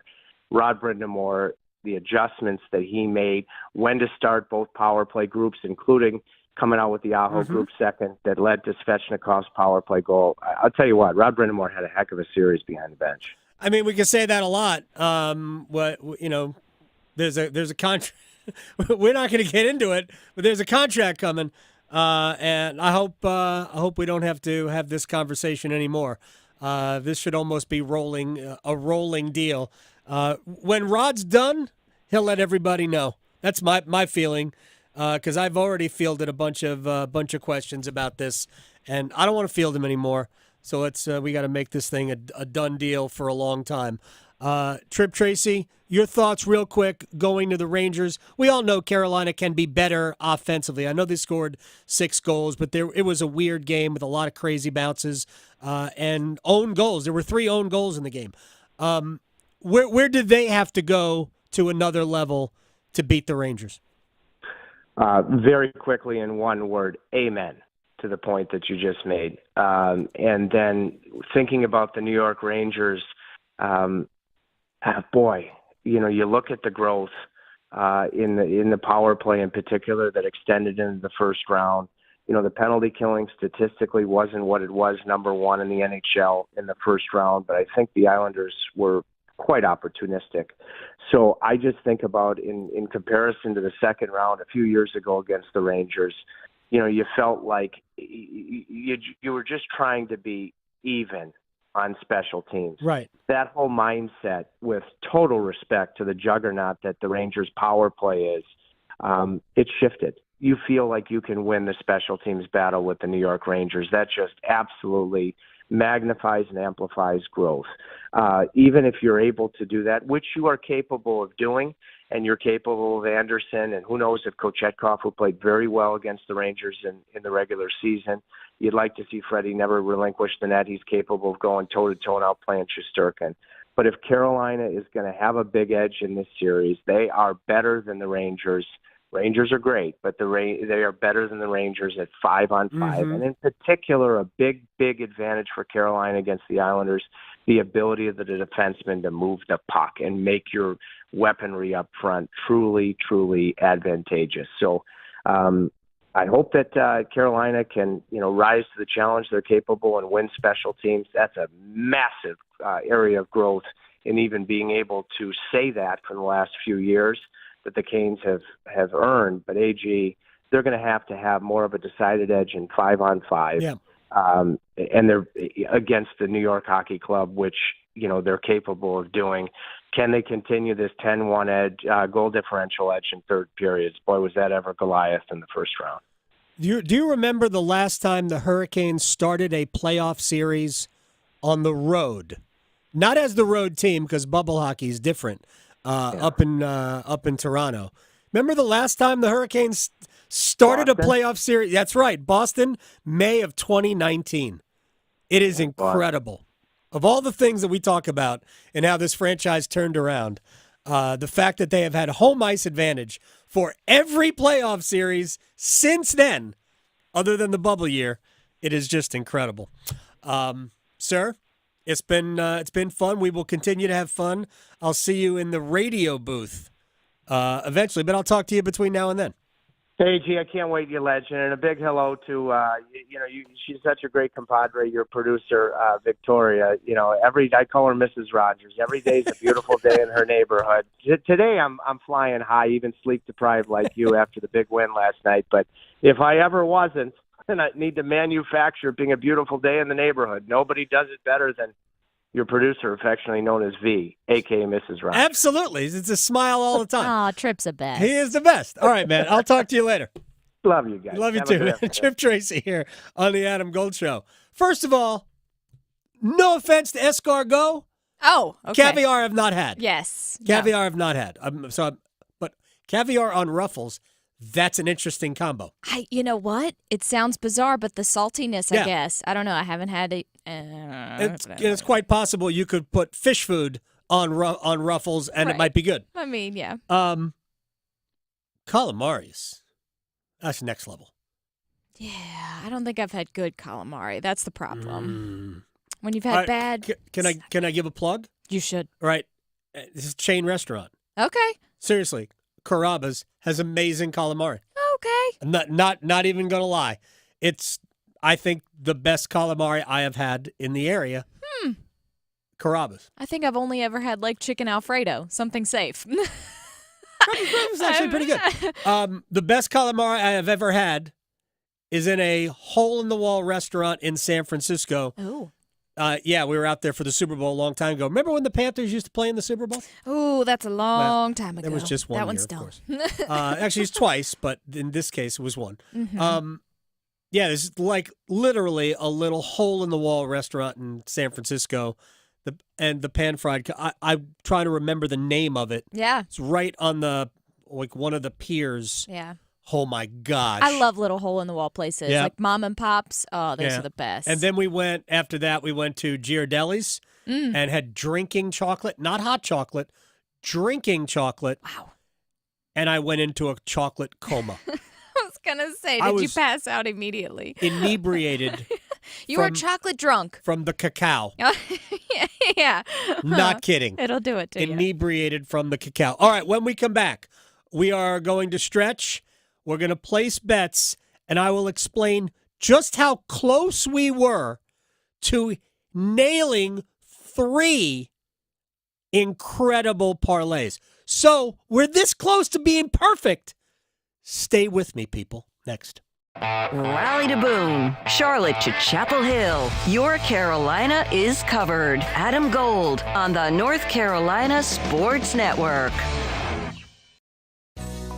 From the food we eat to the clothes we wear, agriculture touches every corner of our daily lives. I'm Lee Ivey, Director of the Agricultural Institute at NC State University. With the world's population growing, we need people equipped and trained to meet the needs of our future. In our program, we rise to meet that challenge every day, and our students are engaged and invested. Learn more about our program online by searching NC State Ag Institute. Deadline for fall enrollment is June 1st. 2 years, 1 degree, endless possibilities.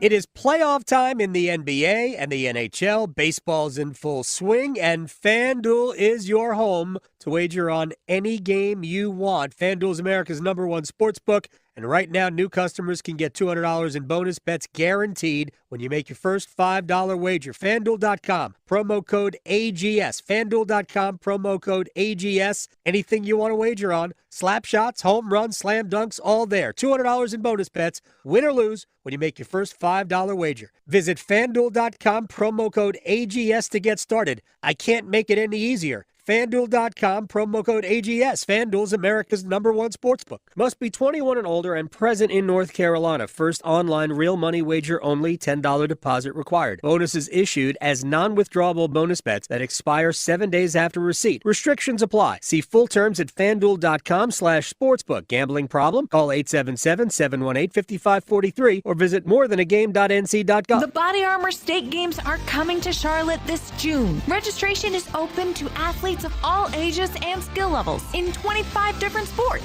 The Body Armor State Games features 13,000 athletes and 700 teams. Don't miss out on North Carolina's largest sports festival of the year. Visit bodyarmorstategames.org today. The Body Armor State Games are proud to partner with Truist, Harris Teeter, and Blue Cross and Blue Shield of North Carolina. If you pay your city or town for electricity, you live in a public power community. Our public power providers in North Carolina keep the power on 99.9% of the time. That averages out to be less than 1 hour a year without power. Public power line workers who work day and night, rain or shine, are key to that unbeaten reliability. Better reliability, fewer outages, faster restoration. That's the value of public power. Learn more at electricities.com. Hi, Darcy the cow here for Black Cow, the mature manure. Get a better looking lawn with Black Cow. Apply to your lawn as top dressing and get 10 times more nutrients than topsoil. Black Cow will feed your lawn, your flower beds, and vegetable gardens for up to 3 months. Oh yeah, everything grows better with sun, water, and Black Cow. Black Cow, the mature manure, Black Cow. Think earning a degree is out of reach? Well, if you're a North Carolinian from a household making $80,000 or less, it's time to think again. Because the new Next NC Scholarship could cover all of your tuition and fees at any of the 58 NC community colleges. Or at least half, if not all of your tuition and fees at one of the 16 public universities across the state. The best part? It doesn't have to be repaid. See if the Next NC Scholarship could be the opportunity for you and how simple it is to apply at nextncscholarship.org. Healthcare.gov is here for you when life happens. If you lost your health coverage because of turning 26, going off Medicaid, leaving your job, or moving, you could be eligible to enroll in new coverage now. And if you need to update your coverage because of marriage or having a baby, you could also be eligible. But don't wait. There's a limited time to enroll. Check your eligibility at healthcare.gov today.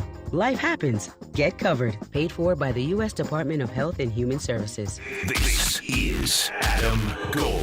He takes the hat. It was like somebody works there, was wearing a baseball cap. Takes it off the kid's head and puts it on the hostess station. Just takes the hat off this guy and puts it down. Excuse you? Like that's exactly what I went. Like, excuse me? Right. Well, what are you doing? The Adam Gold Show.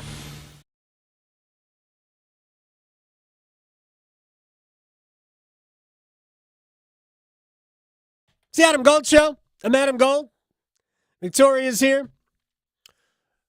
If you are a Tar Heel fan, R.J. Davis is coming back. He made that announcement in the wee hours of the morning, apparently yesterday. That was the deadline to either come. I think the portal closes, right? Isn't that the way it works? You either have to come out of the portal. I don't even know.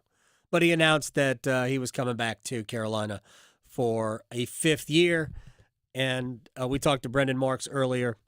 The NBA clearly told RJ, RJ Davis's problem is that he's small. He's not really a point guard, but in college can play it. But at the NBA level, not really a point guard. And because it's really hard for shooting guards to impact the game if you're not, at least 6'3". Probably taller unless you have otherworldly skills. It's just a difficult fit. That doesn't mean that down the road he becomes a lights-out shooter and doesn't have some role on an NBA team, but it's going to take some time. And frankly, he could make a lot of money coming back to school for one more year. This is what NIL really was invented for. Yeah. So you could take advantage of your value even when you were in college. I keep saying this all the time. I wish that we had this system in place when Marcus Page was in school. Oh, yeah. Oof. Nobody would have made more money than Marcus Page. No. Nobody. Anyway, let's stretch. Okay, Ooh. so it is... Soap opera music? Oh, no, this is baseball. Yeah, take me out to the ball game. It sounded soap opera-ish for a second. The way it's, swayed in, kind of like Kuzi did with that penalty shot last night. Absolutely. But, no, so today is May 1st. If you didn't know, we're starting a new month. Like, I know. I don't even want to hear it. How are we 5 months into this year already? But one of the things I love to look at is 4 things that you should be looking forward to in May. Now, they're in chunks. There's way more than 4, but just sports alone, we've got the NBA and NHL playoffs still kicking off or going on. We've got the Kentucky Derby this Saturday. Saturday, yes. So get your big hats and your, mint juleps and all that stuff ready. We can bet on it this year. Have you ever had a mint julep? No, I have not. I have not. Not good? No. Okay. Well, then I'll stay away from those. The PGA Championship, because, I'm all into golf now, that starts May 16th. The French Open is the 20th. Soccer, football with the feet, FA Cup final in London is the 25th. And then the Indy 500 is the 26th. So there's all kinds of stuff. Memorial Day weekend. You also have the race in Charlotte. Yeah. Yeah, there's all kinds of stuff going on. Like sports-wise, there's all kinds of stuff going on in May. Also, movies that you might be looking forward to. Jerry Seinfeld. I know you love. He just turned 70. I know, right? 70. That's crazy. Well, I can't believe how old that makes me feel. He also made a Pop-Tart flick. Did you know that? Yeah. Okay. Yeah. Well, it's called Unfrosted, like you like your Pop-Tarts, Unfrosted. Smart man. I know. And it's on Netflix this Thursday. Very so nice. That's coming up here. Also a Garfield movie. Oh, my goodness. Get all in my feels. Chris Pratt is opening this on May 24th. Then we have, Garfield. I grew up with Garfield. Also, Mad Max Saga. I know we've talked about Fast and Furious coming out with a lot. Well, that's coming out too. Kind of excited for it. On the 31st there. Now, here we go with TV. Welcome to Wrexham. This is all up your alley. Yes, it certainly is. It's returning tomorrow. This, I don't know if I'm going to watch it because Sunday there's probably going to be NHL playoff games, probably NBA ones too. The Roast of Tom Brady that I talked about last week, that is going to be on Netflix Sunday. So, that's going to be so good. And then finally, the holidays this month, Cinco de Mayo, this Sunday. Get the tacos and margs ready. Also, don't forget, thank your mothers. Mother's Day is the 12th, and Memorial Day, like you mentioned, is the 27th. So, there you go. You're all squared away. There's your calendar. For the month of May. Things to look forward to, just in case you are wondering. Now, now that there's legal gambling in North Carolina, Dave & Buster's wants to get on this bandwagon. What? Yes. Dave & Buster's now is going to start letting their customers gamble on arcade games. So they're going to roll this out in the next few months. That's interesting. At all 223 locations. Didn't realize there was that many. You do have to be a loyalty member because this is through their app. You also have to be over 18 years old. And they're probably going to limit how much you can wager. Right now, they expect an average bet to be around 10. So you can't come in there throwing $100 on Hot Shot. Do they have skee ball? See, they did say in here that they're not sure which ones you can or can't. They think all of them will probably be up for fair game. But yes, skee ball would be one of those if it is. Back in the day, yeah, I was pretty good at skee You're a ball. skee I would ball wager expert. on me. Yeah. Oh, nice. I do love skee ball. I have technique. That is, that's Michael and I's Don't favorite. go straight We love at doing it. that. No, you gotta can't. bank it. Yes. Gotta bank it. You got to bank it off the side. Yep. And then hook it. It'll hook in. Yep. Yeah, Perfect. exactly. Exactly. See? I know. You should listen to us at skee ball and when we place our bets. Place your bets. Place your bets. Here we are. I bet what could possibly go wrong? Nothing. Gambling is illegal at Bushwood, sir. And What could possibly go wrong? Air hockey? I was good at air hockey. Oh, yeah. You ever play bumper pool? Oh, yes, yes. I was a bumper pool kid, too. Oh, I mean, I used to shoot a lot of pool when I was a kid. I don't know. We have places you can shoot pool here. You can go to a Carolina Ale House. Yeah. They have pool tables, but I used to shoot a lot of pool when I was a kid. I know. I have a pool table at the house. I had a bumper. Oh, do you? Yeah. I had a bumper pool table in my room, basically. Fancy. Oh yeah, a bumper pool was awesome. Oh, I know. Yeah. All Well, right. we'll Whatever. see. We can maybe make a trip to Just- Dave & Buster's and we'll see for ourselves. Today's show is entirely a stream of consciousness show. I apologize. So it's amazing, like always, Adam. So Yeah. the first one, staying on the ice, Vegas Golden Knights. They're in Dallas. You know, I can't not go against Jack Eichel. I said he was going to be an anytime goal scorer last time. Keep with the hot hand. Anytime goal scorer plus 195. It's up from last time. So All right, Give here's me what him. we're doing, and I'll get into the bets that we barely lost, maybe a little bit later. Dallas wins, right? Edmonton, we're going to give a goal and a half with Edmonton. I think Edmonton's running away from LA tonight. Yeah. So Dallas, Edmonton minus a goal and a half. Parlay that plus 275. Ooh, okay. Well, back at the Knights and Stars game, I think the third period might be a heavy one. So that's, they're going to keep this thing going. Third period, highest scoring goal period, plus 210. All right. I said before, I think Sixers are coming back to win the series. Plus 295. I think the Knicks, the way they lost that game is devastating. Tyrese Maxey is out of his tree. Sixers plus 295 right now to come back and win that series. Ooh, okay. And moving to the game you mentioned, the Kings and the Oilers. I do think the Oilers are going to stomp them. And this just feels easy, so I might do too. Zach Hyman, anytime goal scorer, he's plus 120. Give me Kempe too, just to try. He's the only one they have that's really going to try. Plus 210 on that one. All right. Champions League football. We were so close. We had Bayern and Harry Kane with a 2-1 lead, and then Vinny Jr. for the second goal of the game scores late to make that a draw. Come on, and give us a Junior. loss. Come on. Hey, Vinny's great, but come on. Harry Kane is never going to win a trophy ever. All right. Dortmund hosting PSG. Dortmund is a home underdog. Plus 185. Give me Dortmund just to beat PSG. It's going to be a close match, but the home leg, first leg of the Champions League semifinals, Dortmund to win. My son picked Dortmund to win it all. I don't think that's going to happen, but they win today. Going beyond the box scores. Adam Gold on the North Carolina Sports Network. Adam Gold here from my friends at FanDuel, America's #1 sports book, and we are here to talk about the thrill of victory. But first, let me tell you that new customers who use my promo code can get $200 in bonus bets guaranteed when you make your first $5 wager. FanDuel.com, promo code Adam Gold. Hurricanes minus a goal and a half over 5.5 goals. Andrei Svechnikov, anytime goal. All 3 hit.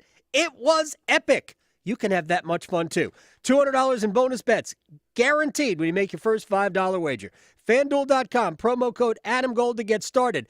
FanDuel, America's #1 sports book, plus money.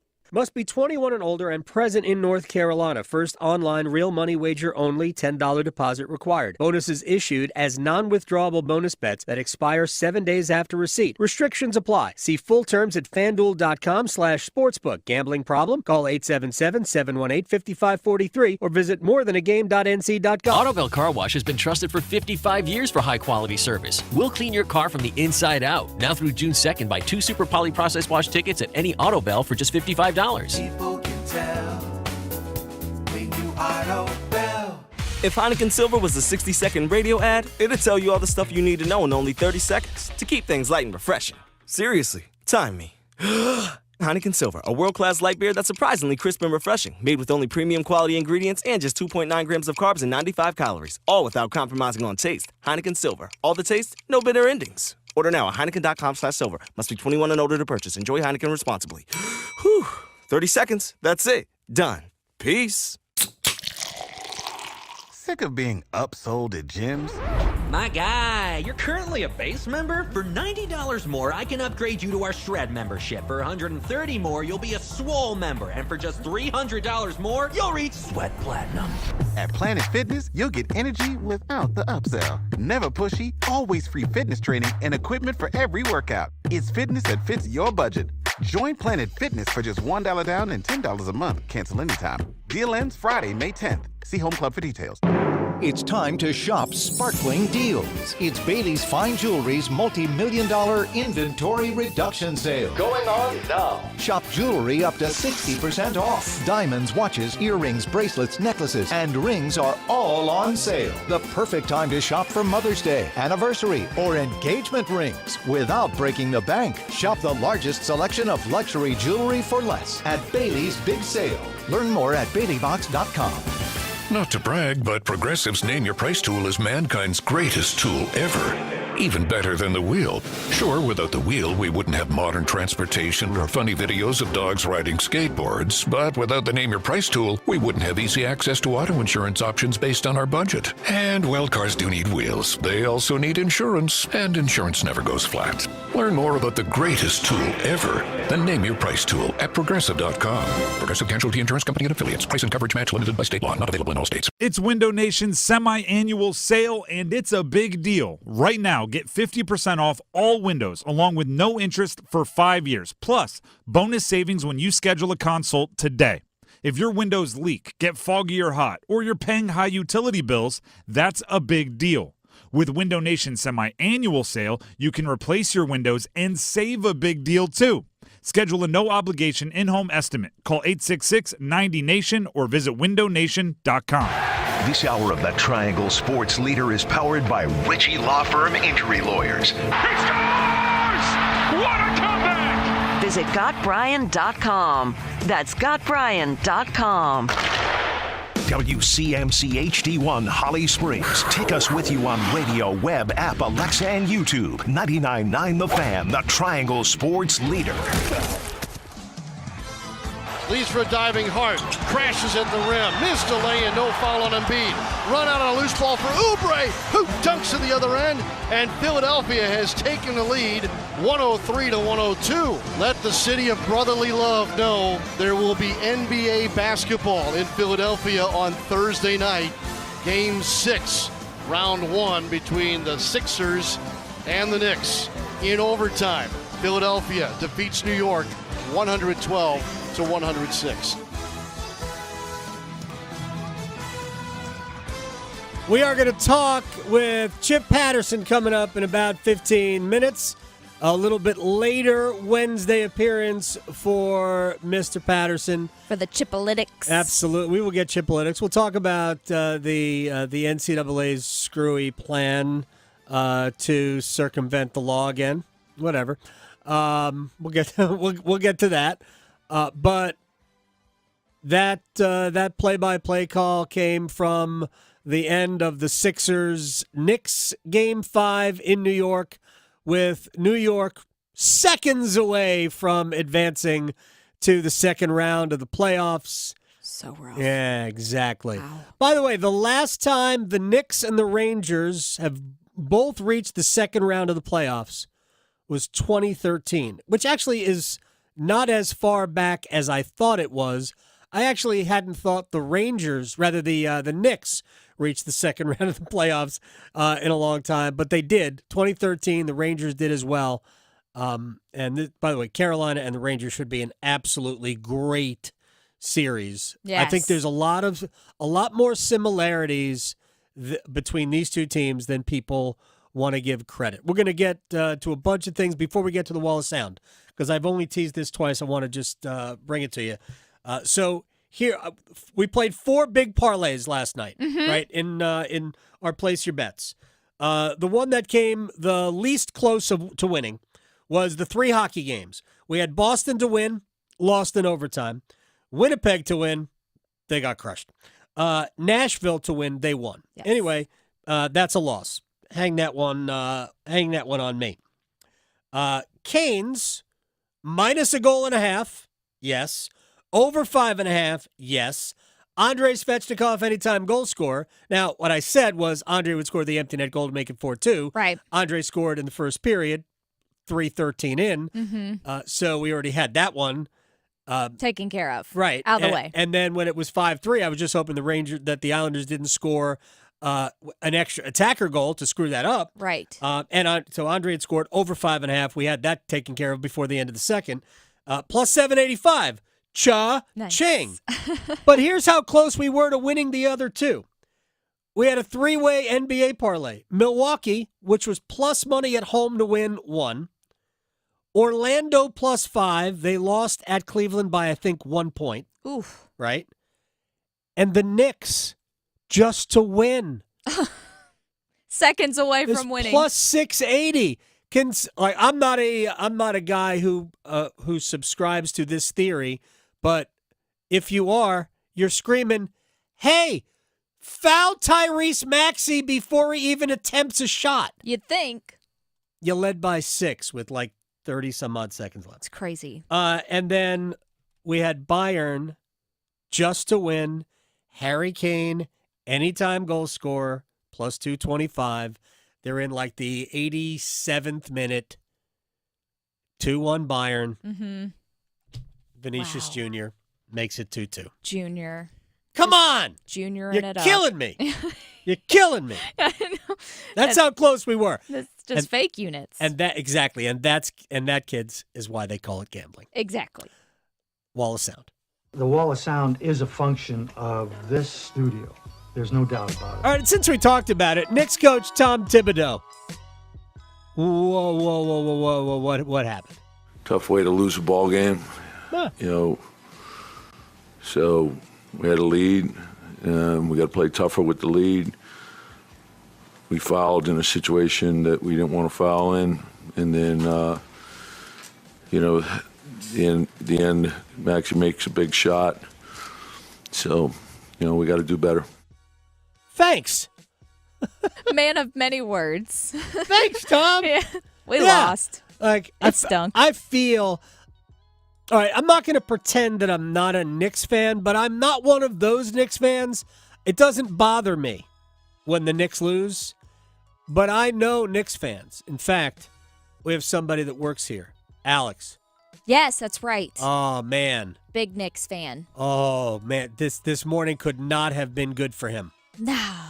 Could not have been good for him. Doesn't feel good. So, and I know some diehards, and it hurts.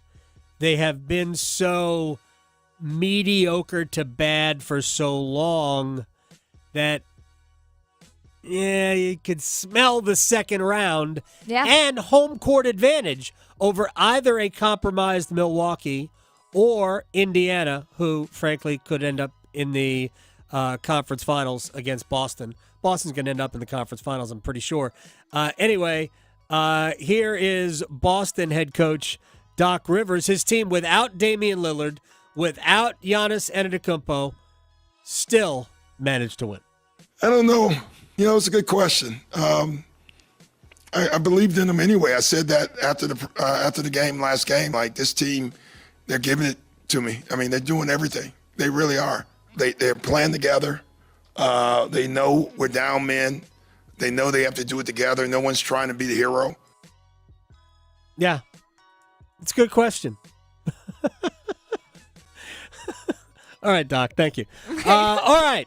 Rod Brindamore, after the Hurricanes defeated the Islanders 6-3 and advanced to the second round of the playoffs for the 6th consecutive playoff season, they have won a playoff round. Remember that in the bubble hockey season, which was year 2, the second round was actually the conference quarterfinals. That's where they lost to Boston in 5, 4-1. And I believe our own Graham Hill is responsible for this question, essentially about the Hurricanes not having played their best so far. Well, we're going to have to. We're going to have to. I think, you know what, we played good in spurts. We had one really good game from start to finish. Tonight was good for the most part, but there was still, you know, parts you'd say I'd like to be a little better. I think as you go along here, we talk about the Rangers, you know, we're going to have to play better if we expect to win. Yep. No question about it. I think the Rangers did just enough to Washington to win that series. The Capitals were never going to bother New York in that series. It was a much easier time than Carolina had with the Islanders. They played 2 different games. Washington is essentially without a star at this point. They've got a star, Alexander Ovechkin, but he's a shell of himself, an absolute shell of himself at this point. He didn't play a ton. Like, you used to play the Capitals, and Ovechkin would play 23 minutes every game. He was always playing. And in Game 4, the elimination game, through 2 periods, he had been on the ice for 8 minutes. Like, wow. He ended up playing close to 15. But they had to load up the 3rd period to get him to average ice time. Yeah. He's 1,000, right? I did see somebody, I forget who it was, say after the series that if Ovechkin wants to be an impactful player over the next couple of years, that he's got to actually, it's not that he's been out of shape, but he's got to get lighter. Yeah. That he has to be like 15 pounds lighter. Yeah. So he's not lugging around 230. Mm-hmm. That he's just a lighter, quicker player. More agile. So even though he scored a bunch of goals late, man, regular season and postseason are super different. Yes. Anyway, it was interesting. The Rangers really had no trouble at all with Washington. Is Carolina better equipped for the long haul now than in past years, Rod Brindamore? Yeah. I mean, it's nice to have Stash. I mean, that's obviously a big factor we were missing last year. But we do have injuries, like I mentioned. So, I mean, the Rangers are the best team in the league, right?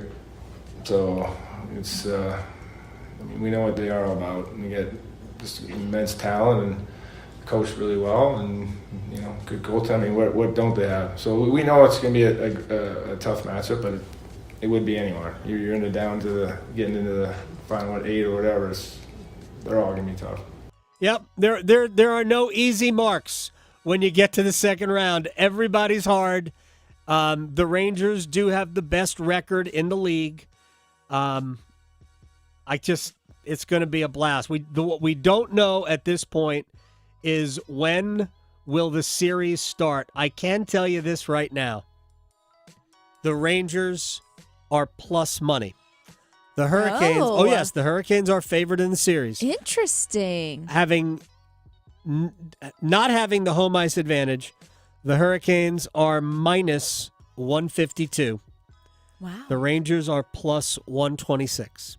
Okay. So, it's not huge, but still the fact that they're favored, that speaks a lot. It sure does. It sure does. Look, I know how people look at it. And by the way, let me just throw this out there real quick, and we're going to get to Chip Patterson. We're going to take a break here. Because I was on with our friends in Charlotte, WFNZ, Mac and Bone, I go on with them every Wednesday. And it just kind of hit home for me how people are looking at this. And they're mad because they know that PNC Arena will have plenty of Rangers fans in it. Okay? Good. I have no time for the petty. These are not people, by and large, who come down here for the game.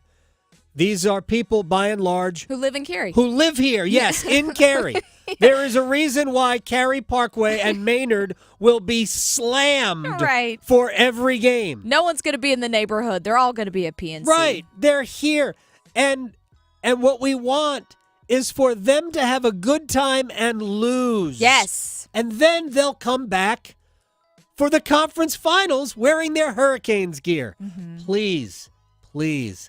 Don't be those people. And here's the best way I'll put it, because I've had a conversation about this with somebody already today. I'm going to leave that person's name out of it. Do you realize that it's Rangers fans, Red Wings fans, Blackhawks fans, Flyers fans, Islanders fans, Sabres fans who make it possible for us to have the Hurricanes? Yeah. Because the people recognized, as I did a quarter of a century ago, that's a good place to live. I'm going to go live there. And when people started realizing that, that's when this area, in terms of population, exploded. And now we can have NHL hockey.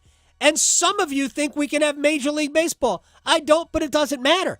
Some of you believe we have enough wealth and industry and corporate support to have Major League Baseball too. And the only reason we do that is because all the people will recognize that this was a great place to live. And it is. The secret's out. So get over it. There's going to be Rangers fans in the building.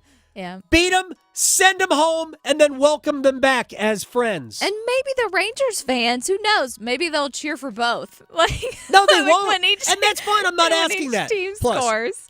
In my opinion, it adds to the atmosphere of the building. You may not like it, but it doesn't impact whether the Hurricanes win or lose. No. So if we win, because I've always hated the Well, a Rangers. wise guy probably said on Twitter that we would win. Right, I did. Yeah. I did. Yeah, no, it's fun. I want to win Game 7 at Madison Square Garden. Ooh. See, That's what I want. I don't want it to go to Game 7. Right. But I agree with you.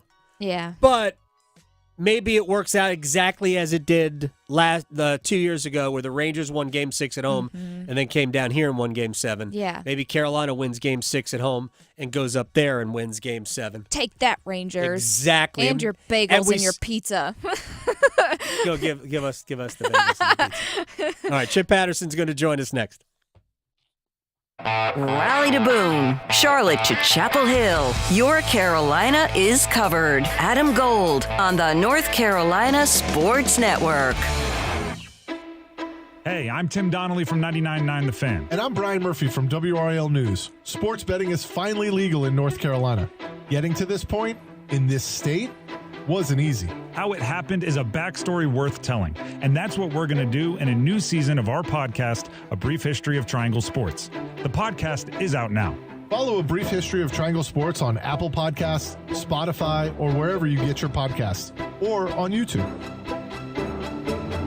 Adam Gold from my man, Coach Pete Deruta, Capital Financial Advisory Group in Apex. If you're like me, you got up this morning and, man, you know what? I wish I could just roll back over and go to bed. Oh, are you thinking about retirement? Then you need Coach Pete Deruta, who has a game plan to get you to total financial freedom in retirement, but you got to call him.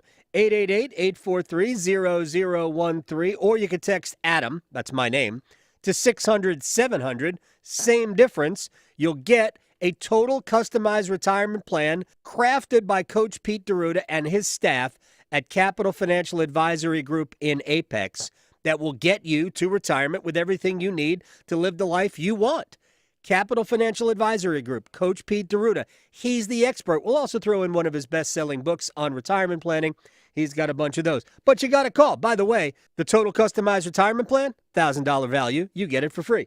888-843-0013 or text Adam to 600-700 for Coach Pete DeRuta. Without the ones like you who work tirelessly to keep things running, everything would suddenly stop. Hospitals, factories, schools, and power plants, they all depend on you. No matter the weather, emergency, or time of day, you're the ones who get it done. At Grainger, we're here for you with professional-grade industrial supplies. Count on real-time product availability and fast delivery. Call, click Grainger.com, or just stop by. Grainger, for the ones who get it done.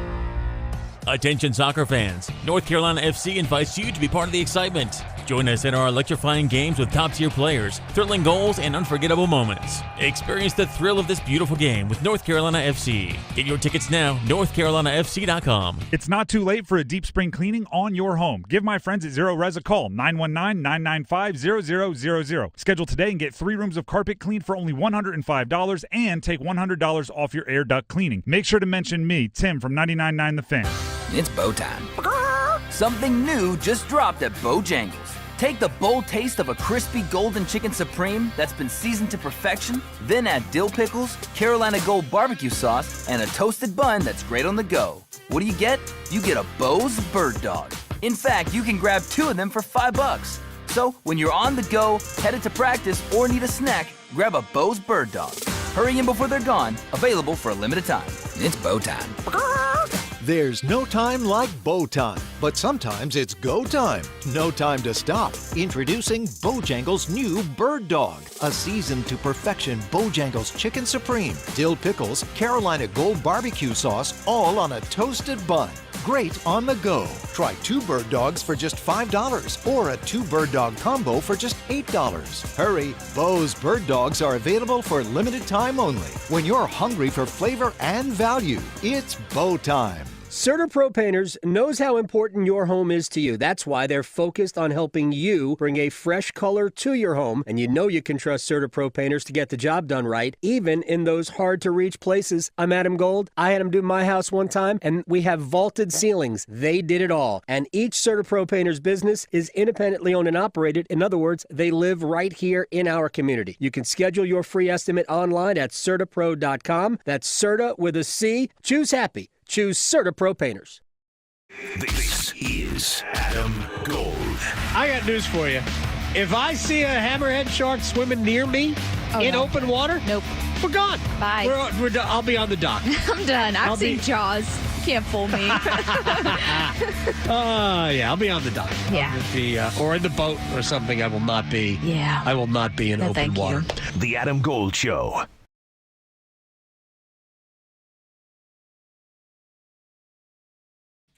It's the Adam Gold Show. I am Adam Gold.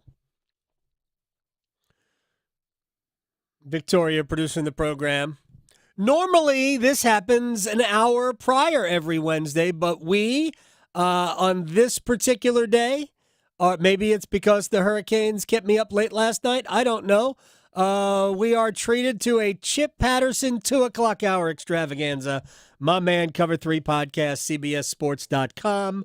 The man who has the Chipolytics at his fingertips at all times. How are you, sir? Were you good? I am appreciative of you being flexible because while you made it seem like it had something to do with me, sobbing into my phone as Mike Maniscalco is doing his send-off on the Final Bally's broadcast. Game ends, Parker's like, all right, I'm going to bed. Are you coming to bed? I said, no way. Not tonight, baby. I'm taking in all of Hannah and Shane and all the post game you'll give me, and I'm taking this all the way out to Mike's final sign-off. You know it, but you'll like this because I know that he is someone that you enjoy listening to. Yes. We have had a With the First Pick Cover 3 extravaganza today. Ooh. Ryan Wilson joined us on the Cover 3 podcast at 11 o'clock, a show that went live. And then during the 1 o'clock hour, we had a mock draft exercise where I was paired with Ryan Wilson and Tom Fernelli was paired with Rick Spielman. I don't know if that episode's going to drop on Thursday or Friday. So, yeah, I appreciate you being flexible for our big 2025 NFL Draft crossover double podcast extravaganza that I've been on over the last couple hours. I mean, some of my favorite people of all time. You, of course, on top of that list. I love Ryan Wilson as well. So, all right, it gets me to one of the things I wanted to talk about. So, who is the quarterback? Who are the quarterbacks that we are going to shamelessly overrate and draft too high coming up in next year's draft? Oh, I'm going to get real specific with the way you asked that, okay? Because there are quarterbacks that will be taken earlier than the names I'm about to say that I don't know if they'll be shamelessly overrated. Sure. But Quinn Ewers is going to get drafted higher than he probably needs to be selected. Okay. You know? I saw one mock draft that had him like 15th. Yeah. Yeah, that's too high for Quinn Ewers, in my opinion. We're going to be dealing with a situation where Jalen Milroe from Alabama, he's going to have a year of Kalen DeBoer, and Kalen DeBoer did so many great things for Michael Penix. I expect that he's going to see some development, and I'm going to expect to see him moving up. I saw him getting some late first-round action.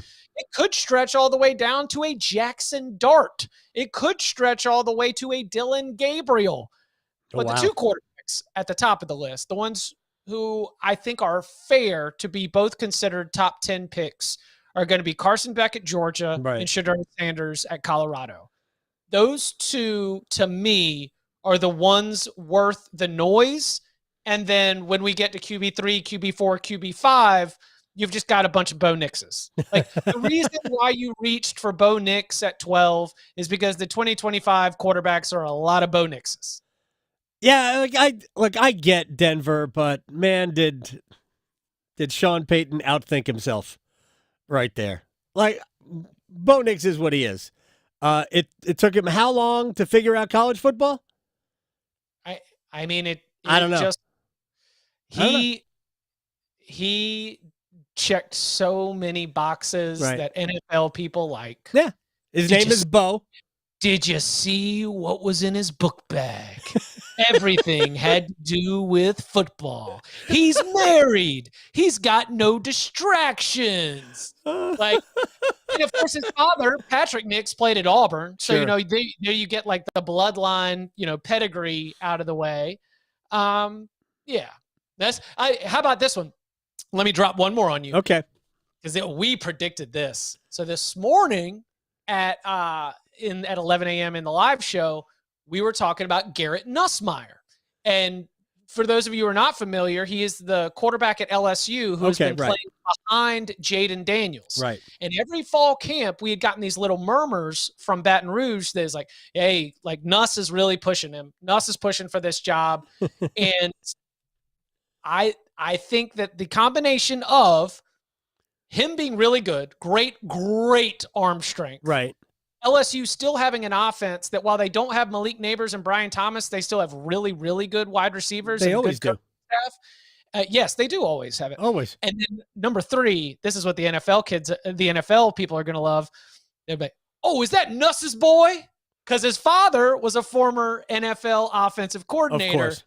And nothing's going to get these scouts hot and bothered like, oh, Nuss's boy, he's got good arm strength. And sure enough, when we brought it up with Rick Spielman, former general manager, at 1 p.m., what were the first words out of his mouth? He goes, oh, Nuss's boy. And I was like, yes, coming true. So if you want to take a flyer at your sports book of choice for first overall pick in 2025, my scratch off ticket recommendation is Garrett Nussmeier. Okay, 20. Now, didn't he play before Jaden Daniels was there? He's been there, right? But he was not the starter. But he got some time, did he not, or no? No, he's only been in blowouts and like. Okay, never mind. All right, so look, I saw Carson Beck in the mock draft I was referring. I saw him go second. I saw Shedeur Sanders go like middle of the first round. Actually, I think they mocked him to the Jets. Whatever. All right, next.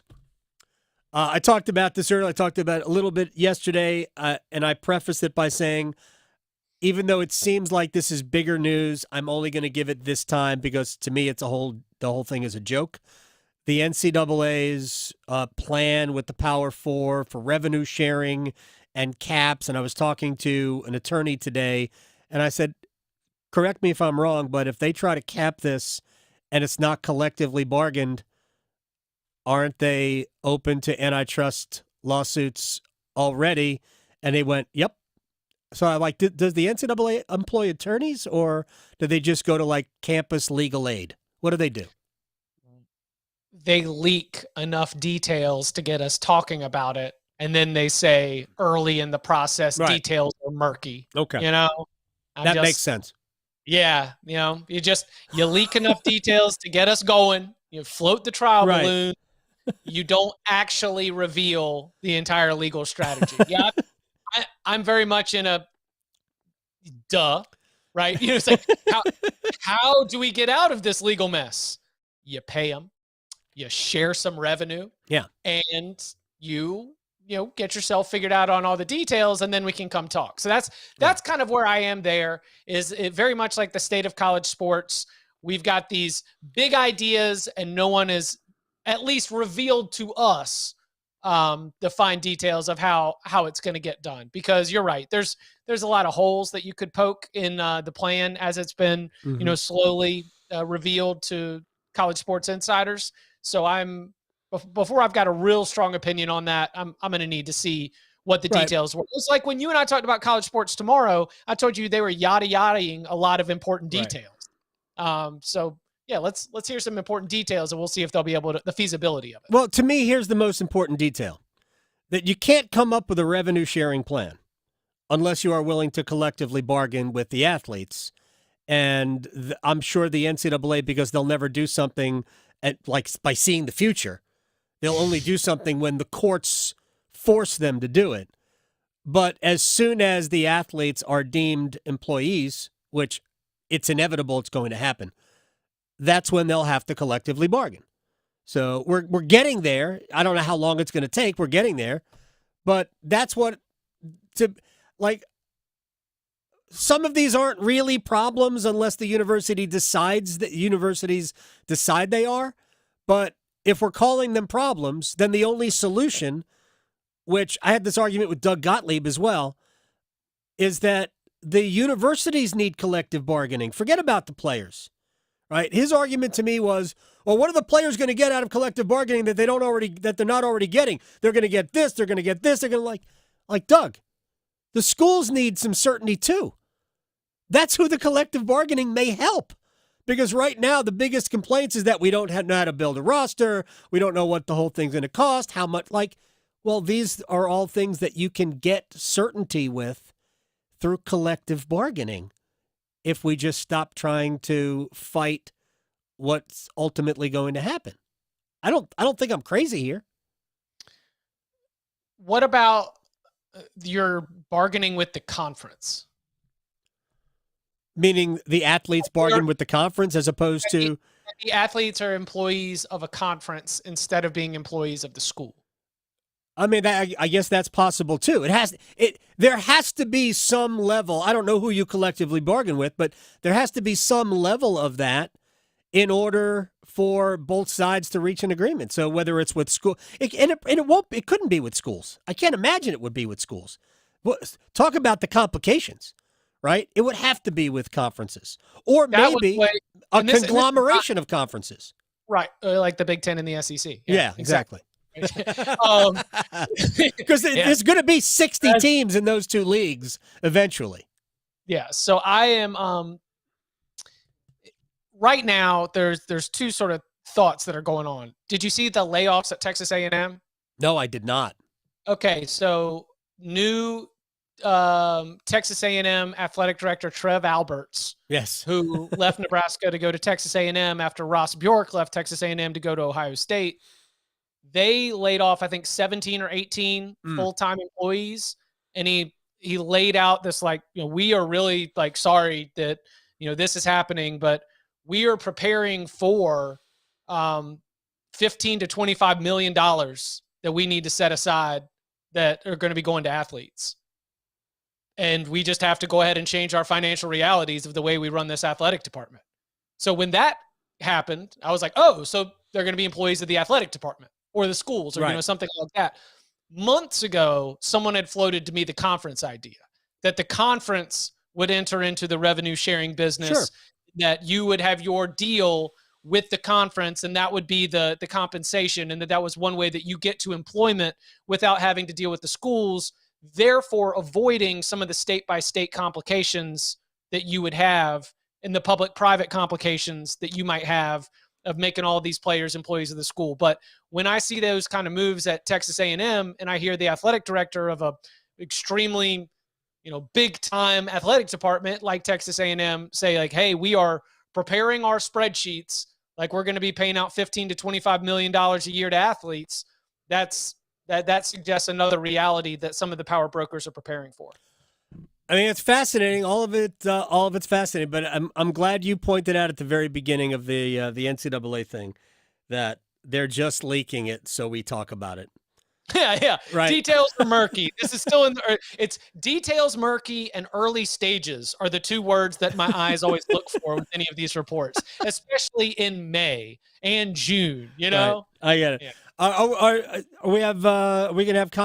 We have another wave of conference realignment this summer, or no? Are we taking this summer off? I would expect that we will have because we'll basically be crunching the August deadline. Okay.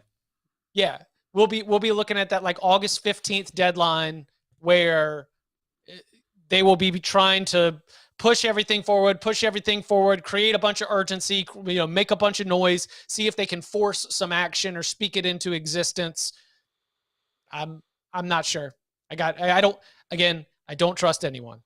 I do not trust anyone. I don't think anyone can be trusted to act rationally. I don't think anyone can be trusted to make the right decisions, and this is on every single side of it. Well, they can be trusted to make the right decisions based on what your interest is.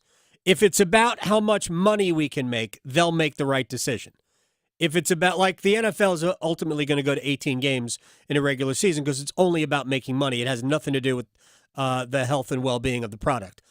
So it's only about money. But when it comes to that, they'll make the right decisions. I mean, I would push back and say we in conference realignment, specifically in college sports, we sometimes see something and think it's the right decision and it's not.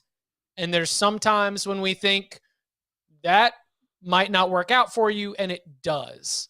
Because there's more certainty with the NFL. There's more certainty with the financial future. Everything else is far more solid. And that is not the case in college sports whatsoever.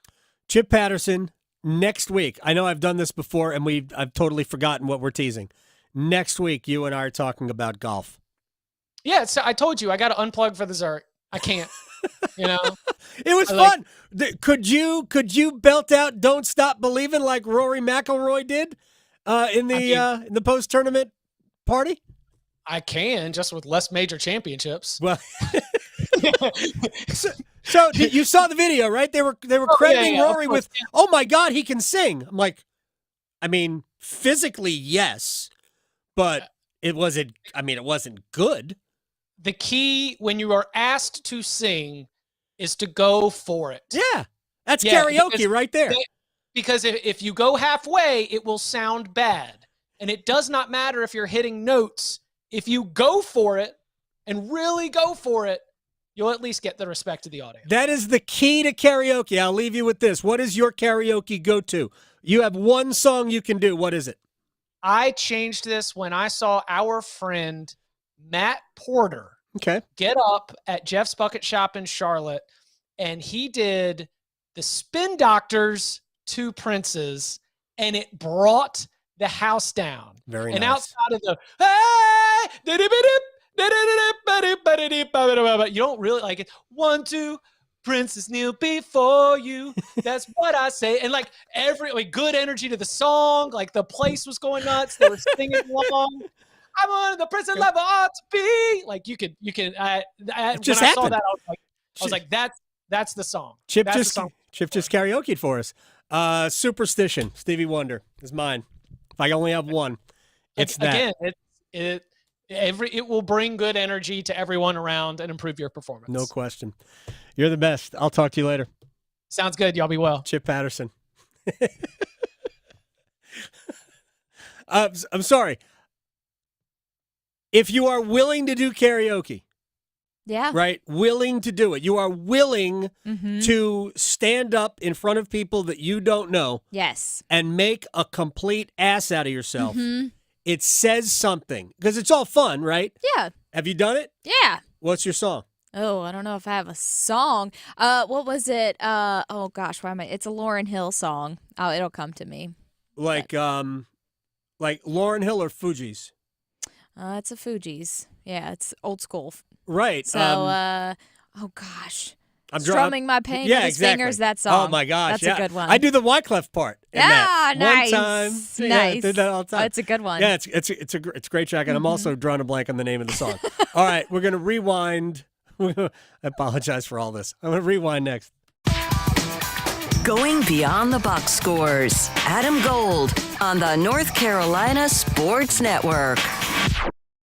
Have you ever had a mammogram? I could never really afford one until now. New job with benefits? It's the same job with NC Medicaid. I heard they're covering more people. Well, you can earn more and still get NC Medicaid. Full coverage, low or no copays, prescriptions too. Was it hard to enroll? I went to the NC Medicaid website. Took a bit of time, but it's worth it. Are you anxious about the test? Not as much, now that I have NC Medicaid.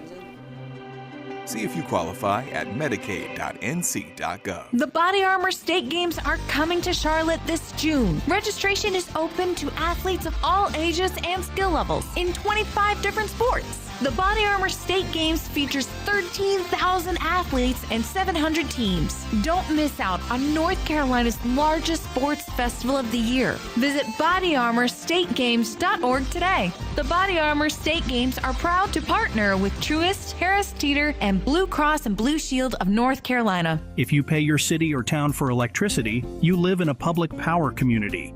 Our public power providers in North Carolina keep the power on 99.9% of the time. That averages out to be less than 1 hour a year without power. Public power line workers who work day and night, rain or shine, are key to that unbeaten reliability.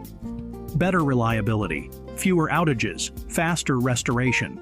That's the value of public power. Learn more at electricities.com. Hi, Darcy the Cow here for Black Cow, the mature manure. Get a better looking lawn with Black Cow. Apply to your lawn as top dressing and get 10 times more nutrients than topsoil. Black Cow will feed your lawn, your flower beds, and vegetable gardens for up to 3 months. Oh yeah, everything grows better with sun, water, and Black Cow. Black Cow, the mature manure, Black Cow. Need money for college? Well, if you're a North Carolinian from a household making $80,000 or less, the Next NC Scholarship could pay for more than half, if not all of your tuition and fees at any NC community college or public university. And it doesn't have to be repaid. We're talking at least $3,000 for community college or $5,000 for a public university and possibly more.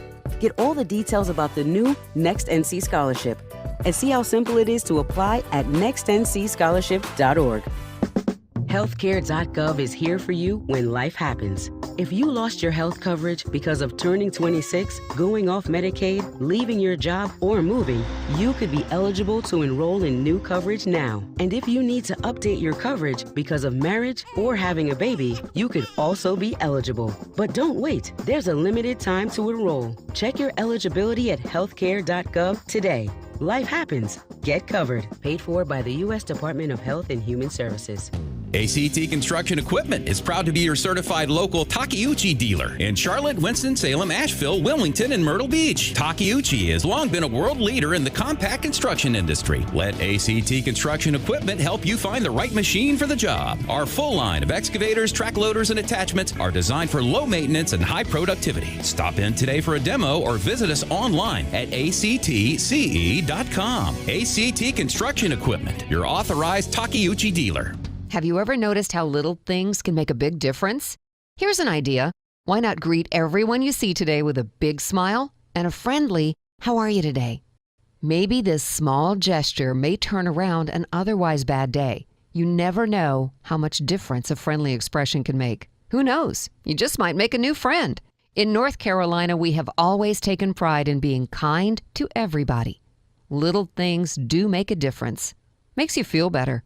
Makes everyone around you feel better. This is Adam Gold. North Carolinians wagered $659,308,541 on sports. It's a little bit. Treat it as entertainment only. Just look at it as fun. The Adam Gold Show.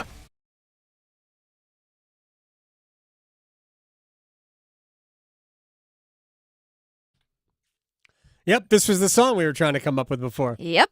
It's always when you're trying. That's when you can't think about it. I do that with players' names all the time.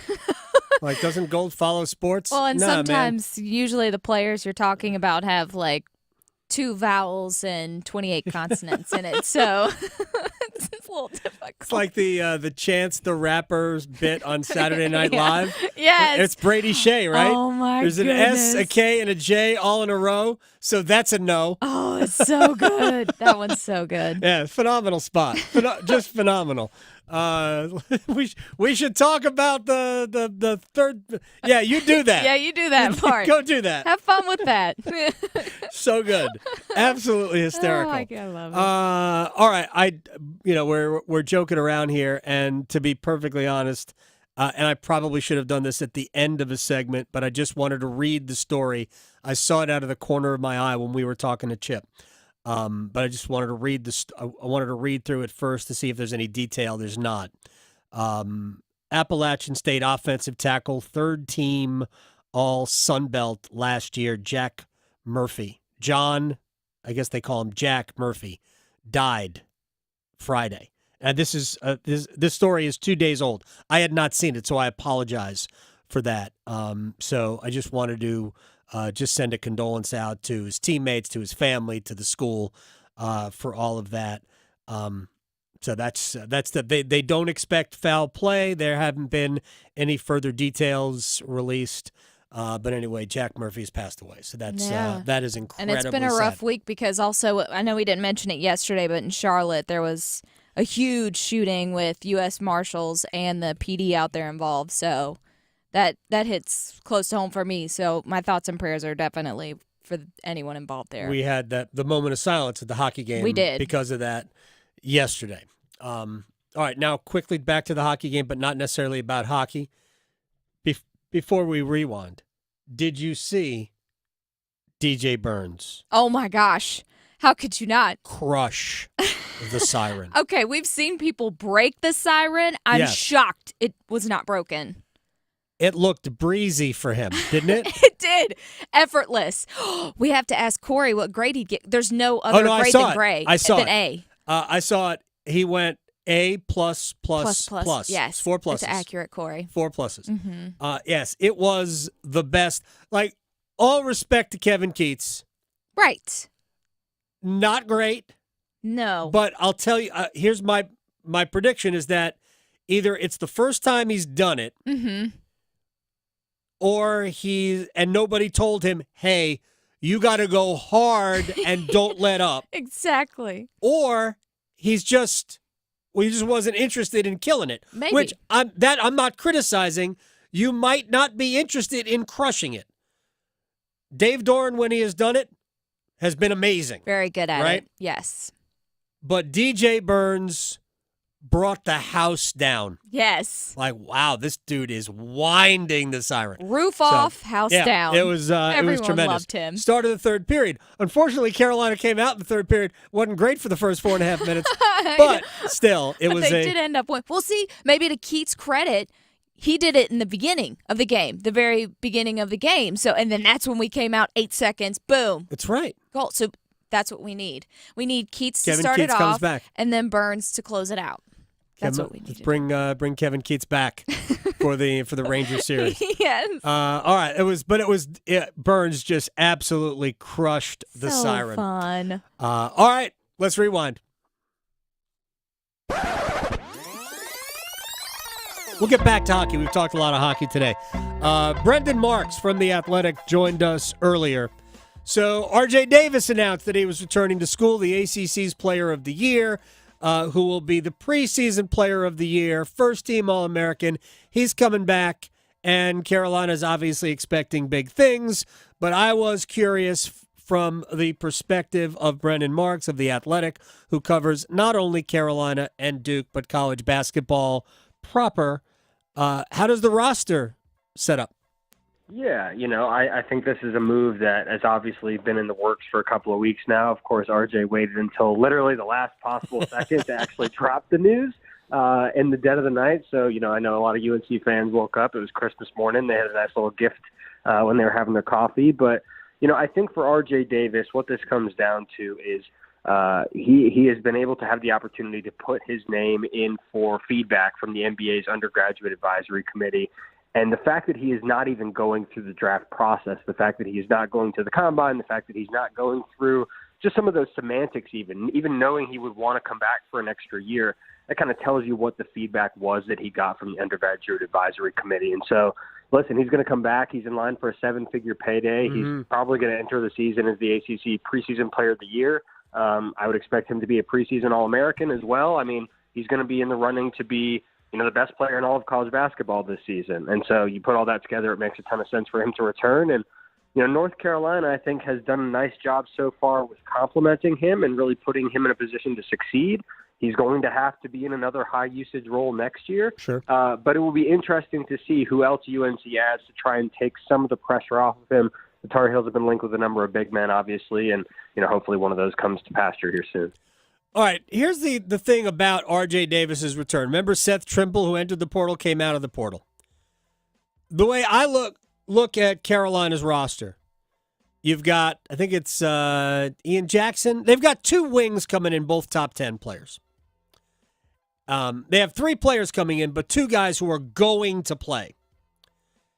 How much, they're going to be part of the rotation. And Carolina's going to play.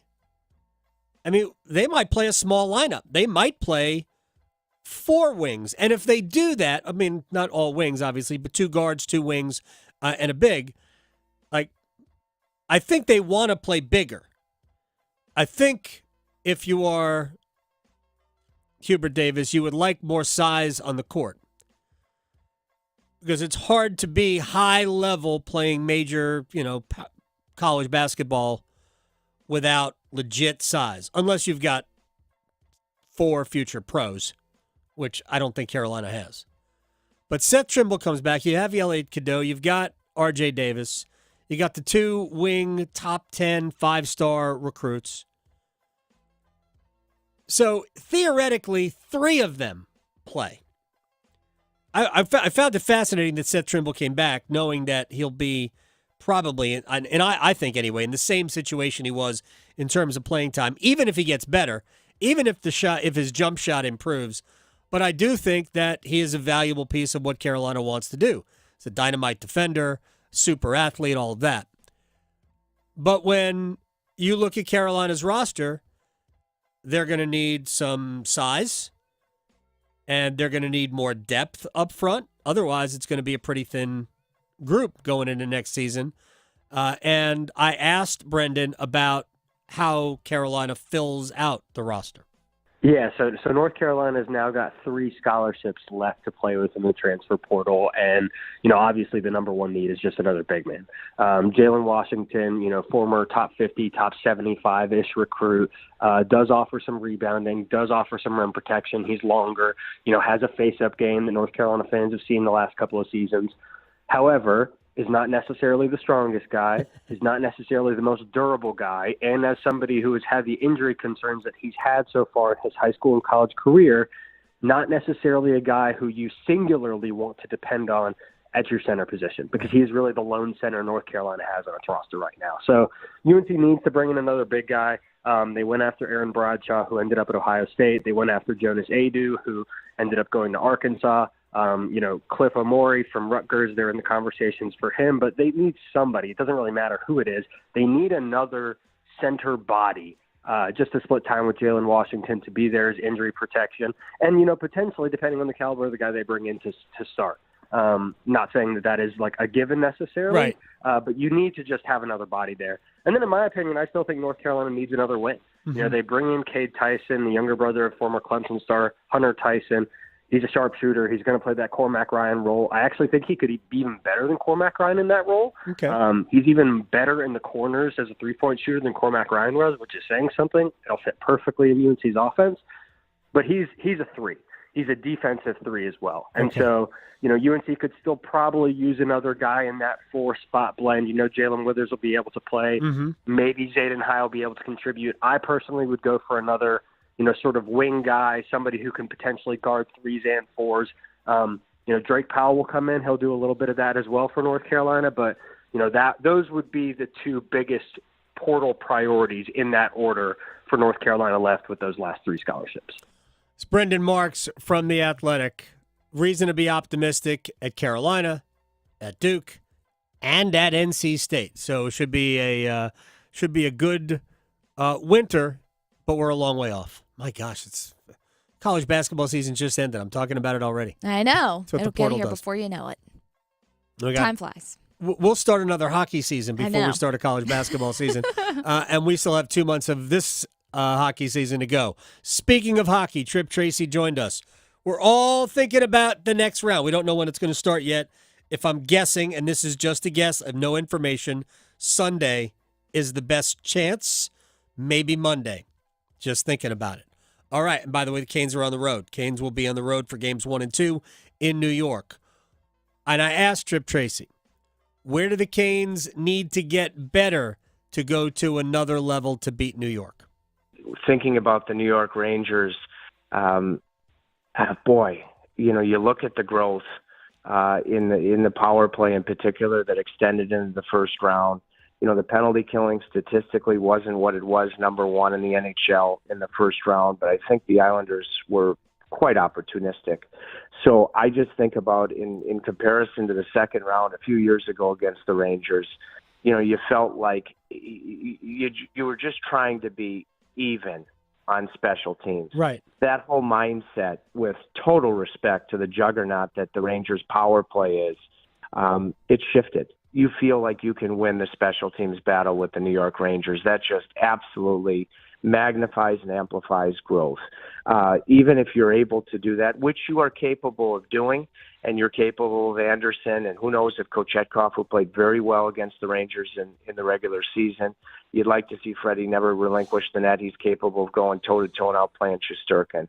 But if Carolina is going to have a big edge in this series, they are better than the Rangers. Rangers are great, but they are better than the Rangers at 5-on-5. And in particular, a big, big advantage for Carolina against the Islanders, the ability of the defensemen to move the puck and make your weaponry up front truly, truly advantageous. So I hope that Carolina can, you know, rise to the challenge. They're capable and win special teams. That's a massive area of growth in even being able to say that for the last few years that the Canes have earned. But AG, they're going to have more of a decided edge in 5-on-5. Yeah. And they're against the New York Hockey Club, which, you know, they're capable of doing. Can they continue this 10-1 edge, goal differential edge in third periods? Boy, was that ever Goliath in the first round. All right, couple of very quick things. Just going back to 22, when Vincent Trocheck played for us, incidentally, and not the Rangers. Yes. The series ended up, Rangers won in Game 7. I think the final score was 5-2 here. They won Game 6, 6-2. That was the separation. The statistics look completely gaudy. Like the Rangers outscored Carolina 20-13. In a 7-game series, you would think that would be a lot tighter, but it's because they were +7, and it came out of games 6 and 7 that really skewed the numbers. But where they beat Carolina was with the power play. After getting shut out the first 2 games in Raleigh, the Rangers had 7 power play goals out of their next 16 power play tries. 7 out of 16 is nearly, it's like 45% almost. Like the Hurricanes aren't winning the series against the Rangers if they allow New York that kind of success on the power play. So I can't wait for it. Bring on the Rangers fans to PNC Arena. Victoria, thank you. See everybody tomorrow.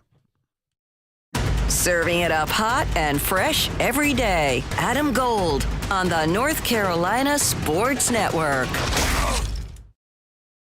Our Carolina Hurricanes are officially moving on to the next round in the NHL playoffs with another familiar opponent. Hey, it's Victoria Vodnecker here for BetMGM, and our Canes will be taking on the New York Rangers soon, but we still have the NBA playoffs, a ton of MLB games to choose from, and plenty